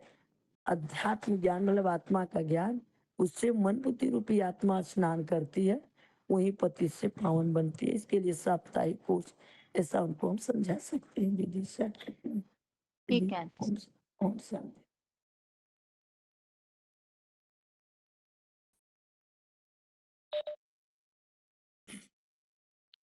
ओम शांति। हाँ जी। प्रश्न है, गंगा पतित पावन नहीं है। गंगा में स्नान करने से पाप धुल जाएंगे समझते हैं। शुद्ध करने के लिए घर द्वार को, जगह को शुद्ध करने के लिए गंगा जल छिड़कते हैं। मृत्यु के समय गंगा जल मुख में देते हैं कि समझते हैं कि मोक्ष हो जाएगा। लेकिन ये सब तो रेगुलर होता आया है, चल भी रहा है, लेकिन संसार में पापों की नाश होने के दिखता नहीं है। संसार में वैमनस्य, दुख, अशांति और छल, छिद्र, कपट सब कुछ बढ़ रहा है, जो कि रिजल्ट में दुख, अशांति बढ़ रहा है। मनुष्य को बीमारी बढ़ता जा रहा है, हॉस्पिटल भी बढ़ते जा रहे हैं। तो भगवान को ये करते हुए मनुष्य भगवान को फिर बुलाते भी हैं कि तुम आकर के पति से हमें पावन बनाओ। तो असलियत में पाप कैसा होता है, कहाँ होता है, वो देखने के लिए, समझने के लिए, पाप करने वाली जो आत्मा स्वयं दुखी होता है, दुख देता है, अशांत रहता है, कामनाओं और इच्छाओं में रहता है। गंगा नहाने से पावन नहीं बनता, कारण पाप आत्मा ही करती है। आत्मा में मन बुद्धि है, चाहे मनसा में बुरा संकल्प आया, मन अशुद्ध हो गया, मन की शांति नष्ट हो जाता है। वाचा में किसी को गाली दिया तो वातावरण भी नष्ट हो जाता है। कर्मेंद्रियों से किसी को दुख देने से पाप बनते हैं, और गलत कर्म करने के कारण संस्कार भी पाप के बन जाते हैं। तो इसका मतलब ये होगा, कर्मों का आधार संकल्प हुआ, तो पाप का संकल्प मन बुद्धि से ही आता है। मन बुद्धि शुद्ध करने के लिए ज्ञान चाहिए, अशुद्ध संकल्प देवभान से आता है। इसके लिए गीता में जो श्लोक आया है कि अर्जुन ने प्रश्न पूछा है कि पाप कहाँ से होता है। अथो केन प्रयुक्तोऽयं पापं चरति पुरुषः अन्यच्छेन एव वाष्णेय बलते नियोजित। अर्थात न चाहते हुए इस आत्मा को जबरन कौन पाप कराता है, अर्जुन प्रश्न पूछा है। तो भगवान ने उत्तर दिया है कि कामोऽसो क्रोधोऽसो रजोगुण समुद्भव महापासन महापापमा विद्येनम यह वैरिणम। अर्थात ये दुखी पापी संसार में एक काम क्रोध तुम्हारे शत्रु हैं, जो कि रजोगुण से पैदा होते हैं। तो इस दुखी संसार में इनको तुम वैरी समझो, अर्थात इनसे तुम दूर होने का रास्ता निकालो, जो कि तुम पाप से मुक्त हो सकता है। तो फिर 3 अध्याय का 39 नंबर में श्लोक में भी आया है, अवृतम ज्ञानम एतेन ज्ञानिनम नित्य वैरिणा काम रूपेण कौन्तेय दुष्पूर्ण अनलन। अर्थात ये जो ज्ञानी आत्मा का नित्य शत्रु है, काम विकार है, ये आत्मा में ज्ञान को ढक देता है और बुद्धि काम नहीं करता, मूढ़ हो जाता है। तो ये कहाँ रहता है, इसके लिए भी श्लोक बताया है। 3 अध्याय का 40 नंबर श्लोक, इंद्रियाणि मनोबुद्धि अस्य अधिष्ठानम उच्यते एतै विमोहति स ज्ञानम आवृत्य देहिनम। इसका अर्थ है 10 इंद्रिया, अव्यक्त मनोबुद्धि, काम विकार को इस द्वापर युग में ही आश्रय से लेकर के रहता है। तो यही काम विकार और साथ में सत्यानाशी क्रोध, ये आत्मा को ढक करके इसके द्वारा पाप कराते हैं। तो ये जो अगर इसके ऊपर जीत पा लिया जाए, तो वो आत्मा को पाप नहीं होगी, या संसार में पापों का नाश हो सकेगा। इसीलिए तो उसका रास्ता है कि मुख्य पहला रास्ता है अपने को आत्मा समझना। देह के कारण ये पंच तत्व विकार आते हैं, तो अपने को आत्मा समझ, जितना आत्मिक स्थिति में स्थित होंगे उतना देवभान खत्म होने के कारण दैवी गुण आते जाएंगे, और ये पाप करने का संकल्प कर्म भी खत्म हो जाएंगे। इसलिए भगवान को भी बुलाते हैं, गंगा स्नान करते करते भगवान को भी बुलाते हैं, पतित पावन आओ और हमको पतित से पावन बनाओ। तो भगवान जब आते हैं तो आकर के पहले आत्मज्ञान देते हैं, आत्मिक स्थिति में स्थिर कराते हैं। संसार में कोई आत्मिक स्थिति में स्थित कराने वाला नहीं होता है, क्योंकि सब देवभान की तरफ बढ़ने वाले होते हैं। तो आत्मिक स्थिति में स्थित होना, फिर उसके बाद ज्ञान देते हैं, अर्थात सृष्टि का रहस्य समझाते हैं कि कैसे 84 के चक्र में आत्मा नीचे गिरी है, कैसे कैसे देवभान बढ़ता गया है। ये सारा जब पता चल जाता है, तो परम पिता परमात्मा को जो साकार मुखर रथ में पाठ बजाते हैं, उनको ही याद करने से पाप धुलते हैं। तो गीता में आया है ज्ञान निर्धूत कर्मसा, अर्थात ज्ञान से ही ये आत्मा का पाप धुलते हैं। जब आत्मा पावन बन जाती है तो मन बुद्धि में एकाग्रता आती है और मन की चंचलता खत्म हो जाती है, आत्मा शांति की अनुभव करती है और परम धाम निवासी स्टेज के अनुभव करती है। संकल्प पवित्र बन जाते हैं तो पहले पहले उसका स्वयं की वातावरण शुद्ध होता है, और जिस एक साथ में जिस ग्रुप की शुद्ध संकल्प की वातावरण होती है तो वहां के स्थान की परिवर्तन आता है। फिर संकल्प में शुद्धता आने से वाचा और कर्मणा में भी शुद्धता आ जाता है, तो आत्मा में अब अवगुण समाप्त होकर के दैवी गुण आने लगते हैं, अर्थात दैवी दुनिया में जाने के लिए लायक बन जाता है। तो ये जो एकाग्रता बनता है, इस एकाग्रता से ही एकता होता है, एकता से ही सारा सृष्टि में एक भगवान का संसार में प्रत्यक्षता होता है, जिससे संसार का उद्धार होता है। शांति। ठीक बहन जी 812, हाँ जी बताइए। एक छोटा सा पॉइंट है। हाँ भक्ति मार्ग में मान्यता है कि जब शंकर की जटाओं से गंगा निकली तो भाग्यशाली रथ माना भगीरथ के जिस रास्ते पर चलते थे उनको ही फॉलो करी है। इसका मुरली पॉइंट है, बाबा ने कहा जहां जहां मिनी मधुबन खुलेंगे वहां ही बाप दादा आवेंगे, वहां जरूर आवेंगे, ऐसा कहा है। और मधुबन में ही क्यों आएंगे कि मधुबन में जो बच्चे हैं या क्लास को आते हैं वो गिनी चुनी आत्माएं हैं, बाहर वाले नहीं आ सकते हैं। अगर आए तो भी उसको कुछ समझ में नहीं आता है।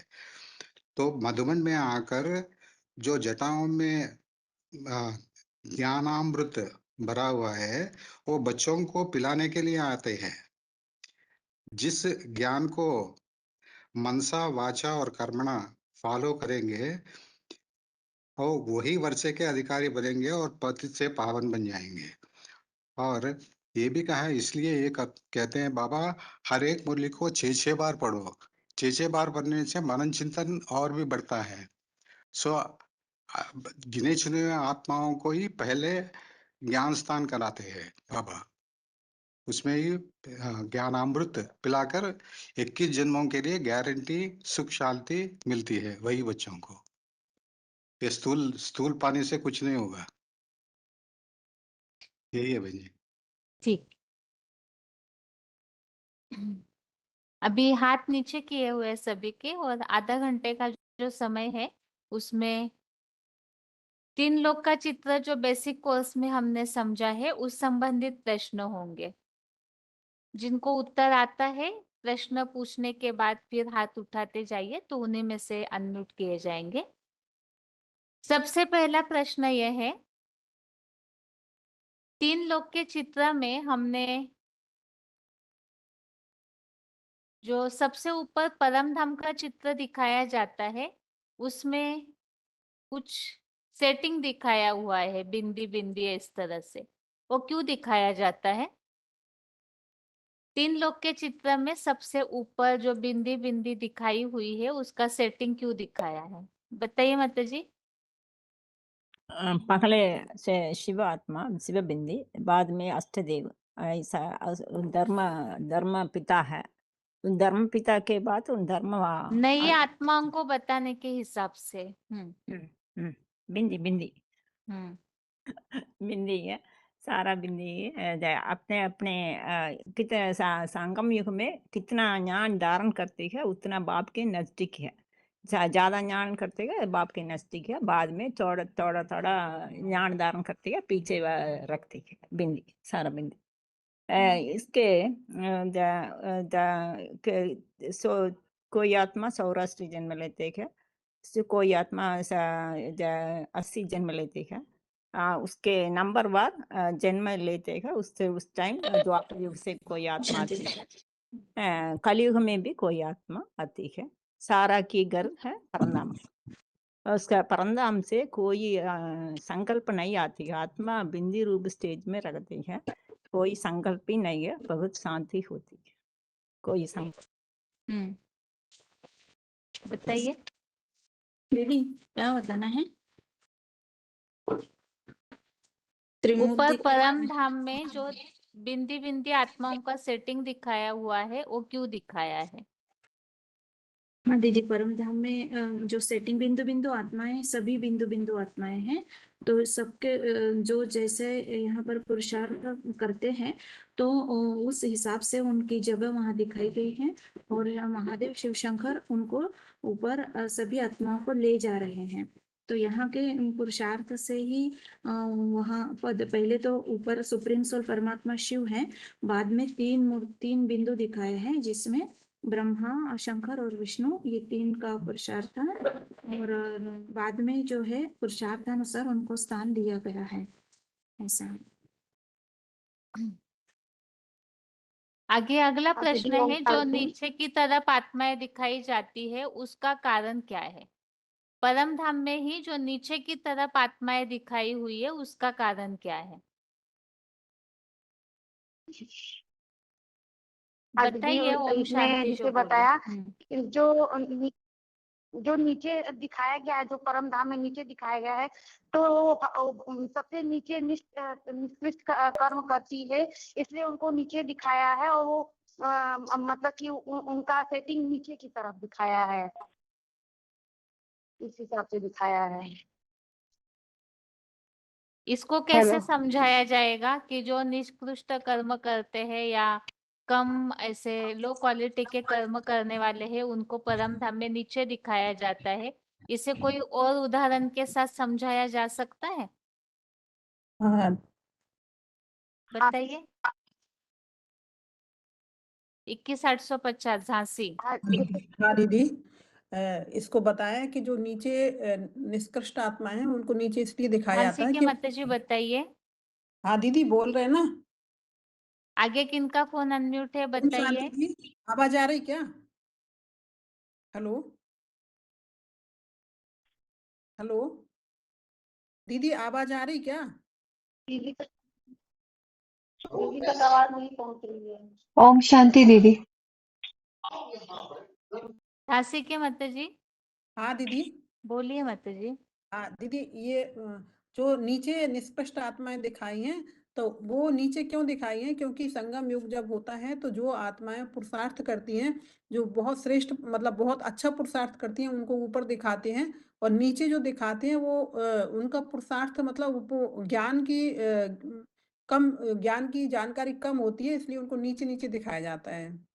तो जो आत्माएं जितने श्रेष्ठ कर्म करती है परम धाम से इस सृष्टि पर उतनी ही सत्य के युग में आती है। और जो नीचे आत्माएं होती हैं तो उतनी ही नीचे मतलब बाद में उतरती हैं संगम युग में।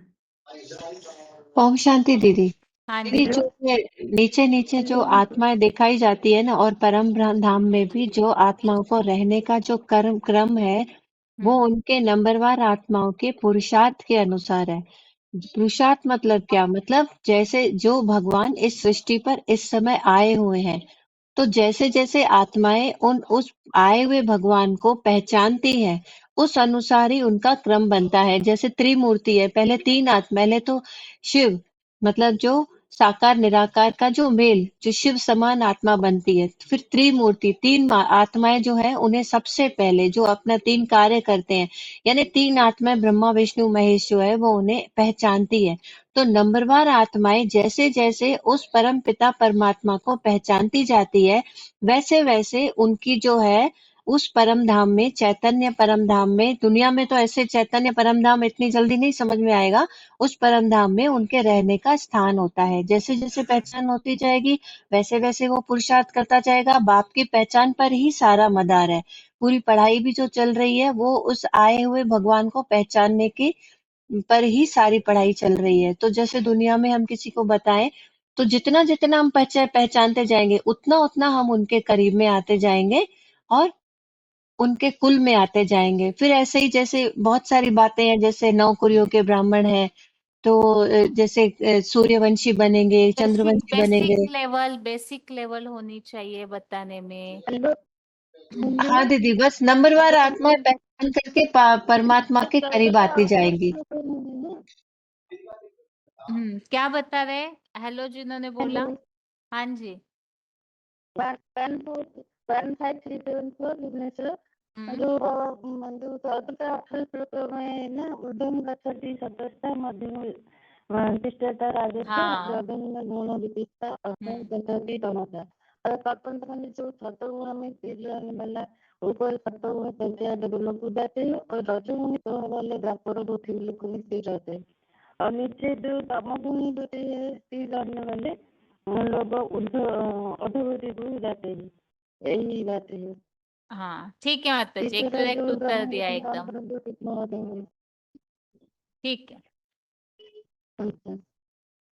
आगे अगला प्रश्न है। अगला प्रश्न है अभी, जिनका फोन अनम्यूट होगा अगर इस प्रसंग में कुछ बताना है तो बता सकते हैं आगे। बाकी उत्तर को लंबा नहीं कीजिए, ये तो छोटे छोटे प्रश्नों के हिसाब से इस तरह लास्ट में किया जाता है ताकि ज्यादा फोन अनम्यूट कर सके और ज्यादा माता भाइयों को उत्तर देने का समय मिले, तो इसलिए ज्यादा विस्तार नहीं, मूल मूल बातें, आपका उत्तर एकदम एक्यूरेट और शॉर्ट उत्तर होना चाहिए।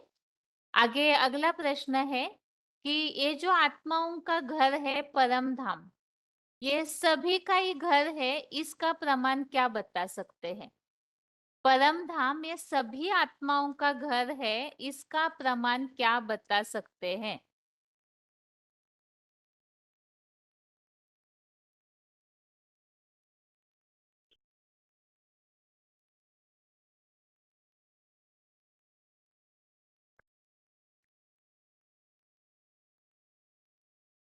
बताइए, फोन अनम्यूट है। जी हेलो दीदी। हाँ जी। हेलो पर हाँ जी। दीदी क्योंकि सभी भगवान के बच्चे हैं। सभी भगवान के क्योंकि बच्चे सभी हैं, भगवान कौन के मानेगा? मुस्लिम खुदा को मानते हैं, क्रिश्चियन गॉड को मानते हैं, तो ये कैसे प्रमाणित करेंगे कि ये सब एक के ही नाम है? जिनको पहचान हो जाएगी। नहीं पहचान है, उन्हें विश्वास दिलाने के लिए क्या बताया जाएगा? हेलो। हाँ जी बताइए।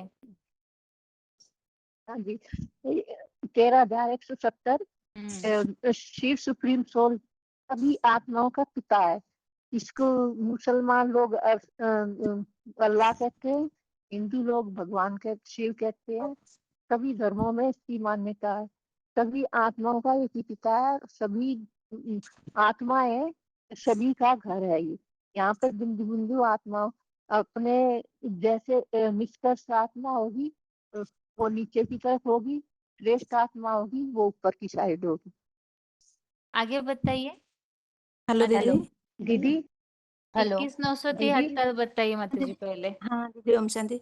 दीदी जैसे हिंदू लोग बोलते हैं ना परम धाम बोलते हैं, वैसे ही क्रिश्चियन लोग भी सुप्रीम अबोर्ड बोलते हैं ना।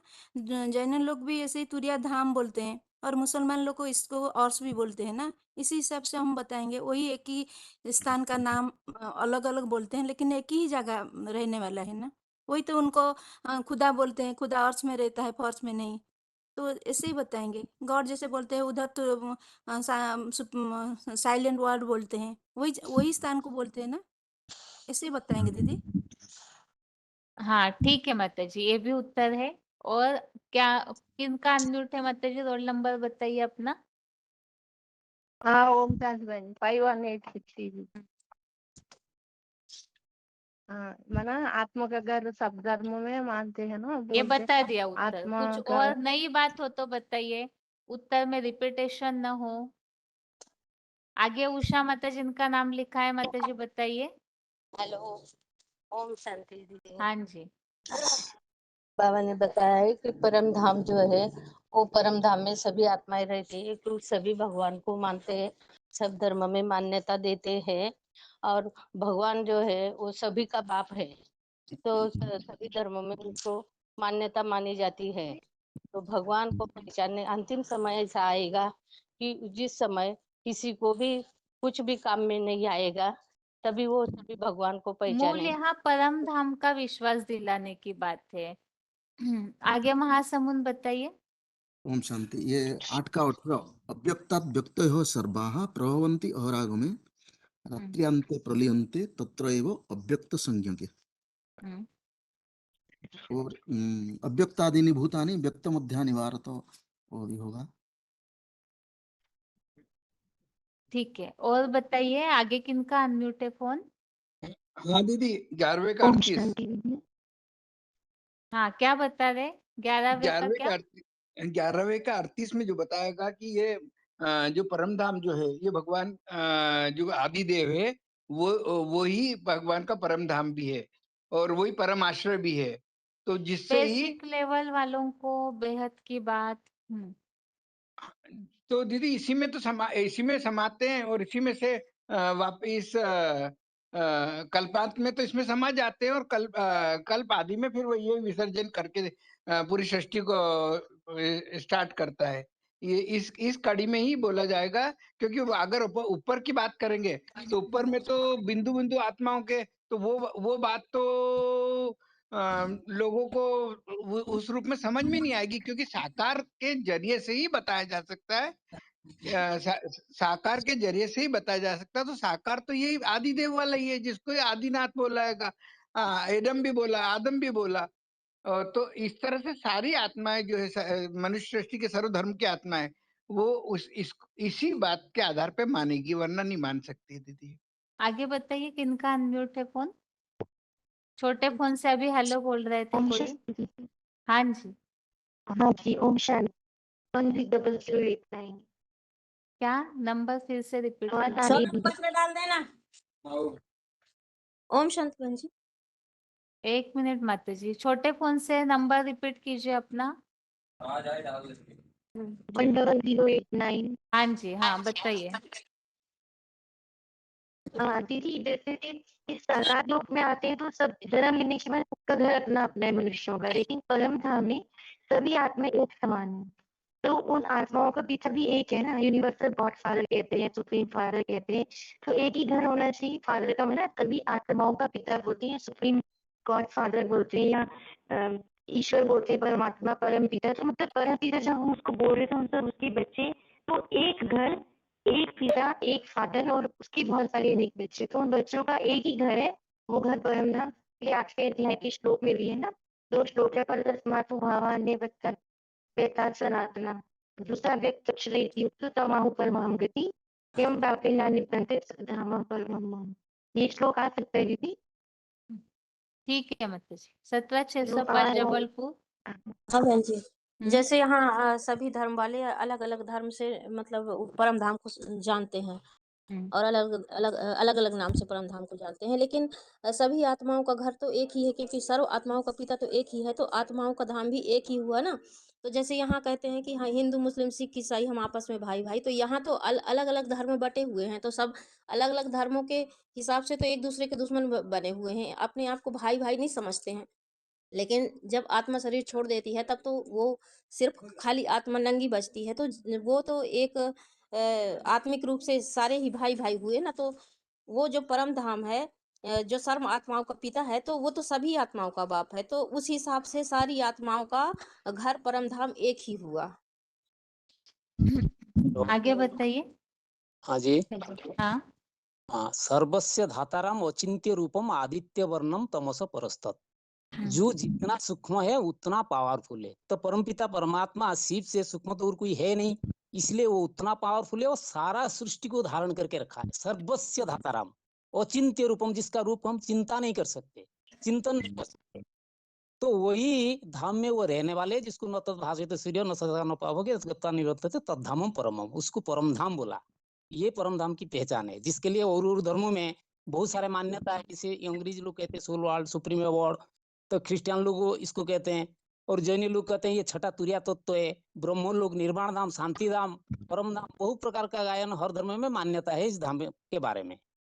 और इस धाम का जो सेटिंग है वो तो उसी हिसाब से माने दो चीज मुख्यतः है, पढ़ाई और पहचान। जो जितना बाप की पहचान करता है वो उतना नजदीक है, वो जितना लगन से पढ़ाई पढ़ते है वो भी नजदीक है। उसके बाद क्रमागत जो जितना जड़त्वमयी आत्मा है, शरीर इंद्रिय के साथ कनेक्टेड है, वो दैहिक सुख रहे हैं, वो नीचे के नीचे सेटिंग उनकी दिखाया गया है धर्म के आधार पर। हेलो हाँ जी। हेलो बताइए 8114 माता जी। हाँ जी दीदी, बाबा ने ना एक BCD में ये बोला था, जो बाप का घर होता है वही बच्चों का भी घर होता है। इसीलिए ही जब भी कोई सुख दुख जा होता है ना, सभी की आंखें जो है वो ऊपर की ओर चली जाती है, माना अपने घर को और बाप के घर को याद करती है। हाँ ठीक है माता जी। और बताइए भुवनेश्वर के माता जी। हाँ दीदी, वही बात मैं बतानी थी। हम्म जैसे 8 का 21 में बताया तद्धाम परमम मम, और 15 का 6 में भी बताया तद्धाम परमम मम। जैसे आत्मा का पिता का घर परम धाम होगा, वो तो आत्मा रूपी बच्चे पिता के बच्चे हैं, तो पिता का घर वही होगा, तो बच्चों का घर भी तो वही होगा ना। ठीक है माता जी। अभी जिनके भी हाथ उठे हुए हैं, अगर इससे हटके किसी का उत्तर है तो एक बार हाथ उठाइए। अभी जो भी उत्तर आए, एक तो श्लोक बताए गए परम धाम से रिलेटेड, इससे प्रमाणित करने के हिसाब से, और इसके अलावा सभी धर्म वाले परम धाम को मानते हैं। और तीसरा उत्तर आया है कि जो भी है, कुछ भी समस्या आती है तो ऊपर की ओर देखते हैं। तो ये 3 बातों से सिद्ध किया जा सकता है कि परम धाम ऊपर है और ये सभी का घर है, क्योंकि सभी धर्म वाले दुखों में ऊपर ही रहे। इसके अलावा जिनका हटके उत्तर है वो हाथ उठाइए। हाँ बताइए माता जी। ओम शांति दीदी। दीदी जो 11 का 37 नंबर का श्लोक है ना, जिसमें बोला गया है कस्माच तेन नम्रेन महात्मन गरीय से ब्रह्मणों प्यादी कर्तरे, माना जब वो विराट रूप प्रत्यक्ष होता है तो दुनिया की हर एक आत्मा उन्हें नमन करती है। सारे के सारे लोग उनके आगे झुकते हैं, परमात्मा के आगे सब। तो ये भी एक प्रूफ हो सकता है कि चाहे हिंदू मुस्लिम विदेशी विधर्मी जितनी भी आत्माएं हैं, सब उनको नमन करती है। तो ये प्रूफ के तौर पर बता सकते हैं। ठीक है, ये वैसे हिंदू लोग तो मान लेंगे, लेकिन बाकी धर्म वाले कन्विंस होने का। ठीक है, 14389 माता जी बताइए। हाँ, भक्ति मार्ग में गीता में भी कहा है ऊर्ध्व मूलम अधशाखम, माना सारे संसार वृक्ष का बीज एक है, तो बीज से ही सारी दुनिया निकली है। सब आत्माएं एक बीज से ही निकले हैं परम धाम में। सभी आत्माओं का क्रम भी अलग अलग सेटिंग करके दिखाया है, तो इससे प्रूफ हो जाता है कि सभी उस वृक्ष के टालियां है। हेलो। हाँ जी बताइए। हाँ, मैं तो गीता के आधार पे ये बता सकता हूँ, जैसे अर्जुन को भगवान बोलते हैं ना कि मेरे और तुम्हारे जन्म तो कोई और नहीं जानता, मैं जानता हूँ। तो अर्जुन तो वो सुनते हैं, बोलते हैं कि हाँ कैसे आप सूर्य से पहले जन्म है, आप बताते हो कैसे है। तो भगवान वो सारे बताते हैं। तो आत्मा जो है वो हमेशा रहता है। तो वो किसी भी हो, वो इस धरती में आने के बाद जड़ शरीर के साथ जब मिलते हैं तब तो साकार में आते हैं, नहीं है तो जड़वत रूप में अंडा मिसल वो परम धाम में रहता है। इसको सभी धर्म मानते हैं, चाहे सिख हो, ईसाई हो, क्रिश्चियन हो, कोई भी हो, वो इस बात को तो मानते ही है। स्वर्ग था तो क्रिस्तु से 6000 पहले स्वर्ग था, ऐसे है स्वर्ग। स्वर्ग के हर जगह पे उसकी नाम है, लेकिन वो लोग जानते नहीं है, क्योंकि वो कालक्रम के समय के अनुसार वो सबके बुद्धि से निकल गया है। लेकिन उसको समझाने से वो समझ जाएगा, हाँ ये सही है। तो अर्जुन मानते भी है, हाँ सही आपने बोला, अभी मेरे समझ में आ गया। तो ऐसे अर्जुन को भगवान अपने आत्मिक रूप में प्रभाव देखकर इस धरती पे युद्ध करने का, यानी कि ज्ञान का आश्रय लेकर आत्मा को ऊपर उठा के सत्य को आगे करने के लिए उठाते हैं, ऐसे समझा सकते हैं। हाँ 19423 माता जी बताइए। दीदी इसमें जैसे हर धर्मों में तो उस धाम की मान्यता है, तो इससे पता लगता है कि वो सभी धर्म उसको मानते हैं। और दूसरी बात ये है कि जो 9 का 4 है, 9 का 4 बता सकते हैं या तो 9 का 10 बताओ। यानी उसमें ये है कि जो जड़ जंगम, जड़ चेतन यानी जो भी जीव जंतु हैं वो भी यानी जीव जड़ जंगम सहित पैदा करती है। इस कारण से ये जगत विपरीत गति में परिवर्तित होता है। और 8 का 18 इसमें श्लोक है। परम धाम किस हिसाब से बता रहे माता जी, आपकी परम धाम को सभी मानेंगे, ये बात 9 के 10 में कैसे लागू कर रहे हैं? हाँ, वो तो खैर ठीक है आपकी बात है, लेकिन दीदी हाँ। परम धाम उसी को बताया गया है जो मनुष्य सृष्टि का बाप है ना।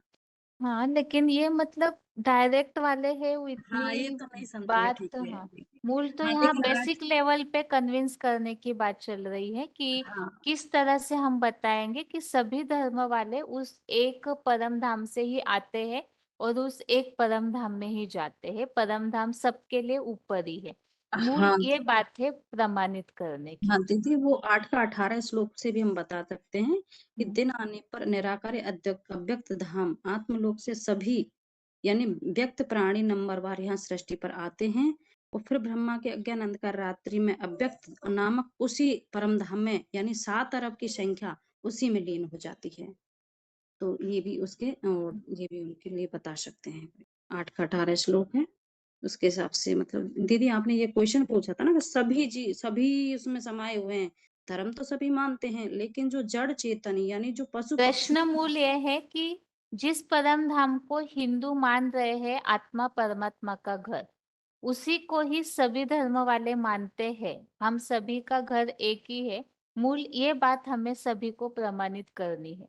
तो इसके लिए क्या प्रूफ बताया जाएगा, ये मूल प्रश्न था। प्रूफ तो दीदी यही है कि दीदी जो सभी धर्म है ना उस धाम के सभी धर्मों में उस धाम की मान्यता है। ये कि तो जैसे बता दिया। आगे बताइए, किनका अनम्यूट है फोन, माता जी बताइए।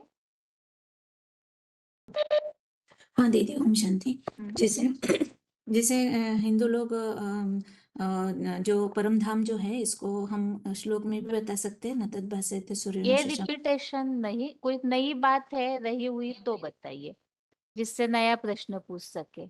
सभी धर्मों के नाम और परम धाम के श्लोक बताए हुए हैं, कोई नई बात है तो बताइए।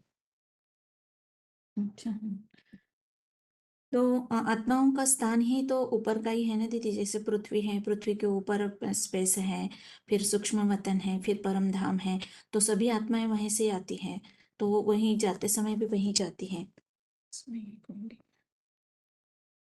ठीक है, अभी आगे अगला प्रश्न है। इस बात के लिए जरूर सोचिए और मुरलियों में भी उत्तर ढूंढिएगा जरूर कि ये बात किस तरह से प्रमाणित की जा सकती है कि सभी का घर एक ही है और सभी धर्म वाले। क्योंकि ज्यादातर, जैसे अभी बीच में भी कोई माता जी ने ये बात बताई थी कि इस बात को सभी धर्म वाले इतना आसानी से तो स्वीकार नहीं करेंगे, क्योंकि सभी की अपनी अपनी मान्यता है। अभी हम जो बात बता रहे हैं या गीता में जो श्लोक आए हुए हैं परम धाम के लिए, कि वो परम धाम मुस्लिमों ने जो कहा है 7वें आसमान में है, तो इस बात को तो यहाँ हम सभी समझ रहे हैं गीता के आधार से। लेकिन सभी धर्म वाले उसी परम धाम को मानते हैं, इस बात को प्रमाणित करने वाले ऐसी बातें होनी चाहिए जो भक्ति मार्ग में भी मान्यता दी जाती हो और सभी धर्म वाले उसे स्वीकार भी करें। एक तो परम धाम जो सभी धर्म वाले उस घर को मानते हैं, बाकी लेकिन जिसे सुप्रीम अबोर्ड कहा है और जिसे हम परम धाम कह रहे हैं, तो ये दोनों शब्द एक ही स्थान के हैं, एक ही बात के लिए बताए जा रहे हैं। इस बात को हम किस तरह से प्रमाणित कर सकते हैं, इसके लिए मुरलियों में जरूर प्रमाणों को ढूंढिए, तो इसके लिए फिर इकट्ठा हो जाएंगे प्रमाण। हाँ जी बताइए, हाथ उठाए अभी 4783, बताइए।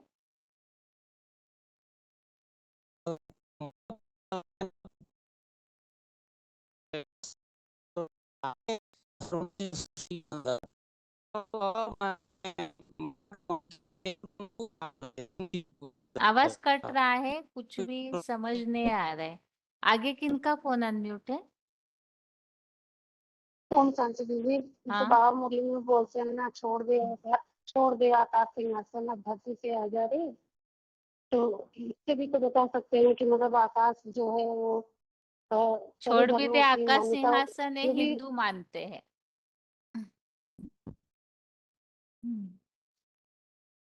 हाँ बताइए, क्या तेरा 4783। नाम तो उसका नाम परतरं नान्यत् किञ्चिदस्ति धनञ्जय मयि सर्वमिदं पुत्रय पुत्रं सूत्रमणिगणा इव। मतलब सारी हेलो सृष्टि एक भगवान की याद की तरह से पिरोए गए हैं। मतलब सारा जगत भगवान को याद करता है, तो योग हेलो अभ्यास से सब जुड़े हुए हैं उनके साथ। ये बात हो सकता है। ठीक है। हेलो हाँ जी, हेलो हाँ जी, ठीक है। हाँ बताइए मानसा के माता जी। हाँ जी दीदी, हम इस बात से भी बता सकते हैं हम्म, कि जैसे सभी लोग ही ये हम्म, बोलते हैं कि सारी डोरी ऊपर वाले के हाथ में, ऊपर वाला जाने, ऊपर वाले की मर्जी, ऊपर वाला देख लेगा। मतलब कि परम धाम जो है वो ऊपर है, और हम आत्माएं भी कहीं ना कहीं उसे जानती हैं क्योंकि हम भी वहां के रहने वाले हैं। ठीक है। धर्म आगे। हाँ जी। धर्म और अलग शादी अलग है, दीदी लेकिन दिखाई तो सब एक जैसे देते हैं ना। ऐसे थोड़ी ना किसी का नाक दूसरी जगह। तो बाबा कहते हैं कि माना सब दिखने में एक जैसे है, सबका खून लाल ही है, तो इसीलिए सबका घर एक ही है। माना एक ही सृष्टि वृक्ष के सारे निकले हुए हैं। ठीक है। हेलो आगे।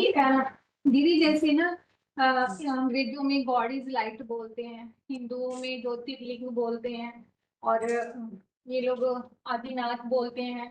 यहोवा भी लाइट को ही मानते हैं, अग्नि के पुंज कोई प्रकाश मानते हैं। और जो श्लोक आएगा दीदी वो आ सकता है ज्योतिषा तमसा परम उच्यते, ज्योतिषामपि तत् ज्योति तमसा परम उच्यते, वो वाला श्लोक कि प्रकाश को ही सारी दुनिया मानती है ना अपना परम धाम, कि हम सब ऊपर से आए, लेकिन उनको अलग अलग तरह से मानते हैं। वो अंग्रेज लोग गॉड इज लाइट बोलते हैं, हिंदू लोग ज्योतिर्लिंग बोलते हैं, यहोवा लोग अग्नि को ही मानते हैं। इस तरह से बता सकते हैं दीदी। हाँ जी, आगे बताइए किनका अनम्यूट है। हेलो दीदी।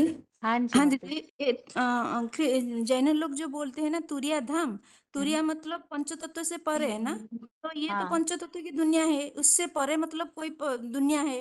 फिर बोलते हैं हिंदू लोग बोलते हैं परम धाम, बोलते हैं परम मतलब श्रेष्ठ, धाम मतलब रहने का स्थान। तो ये जो दुनिया है पृथ्वी, ये तो रहने मतलब श्रेष्ठ धाम नहीं कहेंगे ना। तो परम धाम मतलब कोई श्रेष्ठ धाम है, इसलिए हम बोल सकते हैं परम मतलब श्रेष्ठ धाम है। तुरिया धाम मतलब तुरिया तत्व, उधर तुरिया है मतलब ये पंचतत्व दुनिया से बहुत परे हैं। ऐसे ही उनका जो भाषा जो बोलने का ये ना शब्द जो है, उससे ही साबित होता है वो यहाँ ये बाला यहाँ की नहीं है, वो ऊपर है। ऐसे हम स्पष्ट करेंगे दीदी। ठीक है माता जी। अभी टाइम हो गया है अगले क्लास का, इसीलिए अभी जो भी हाथ उठा रहे हैं तो प्रश्न उत्तर सोच करके रखिएगा। 3 लोग के संबंधित इसी तरह से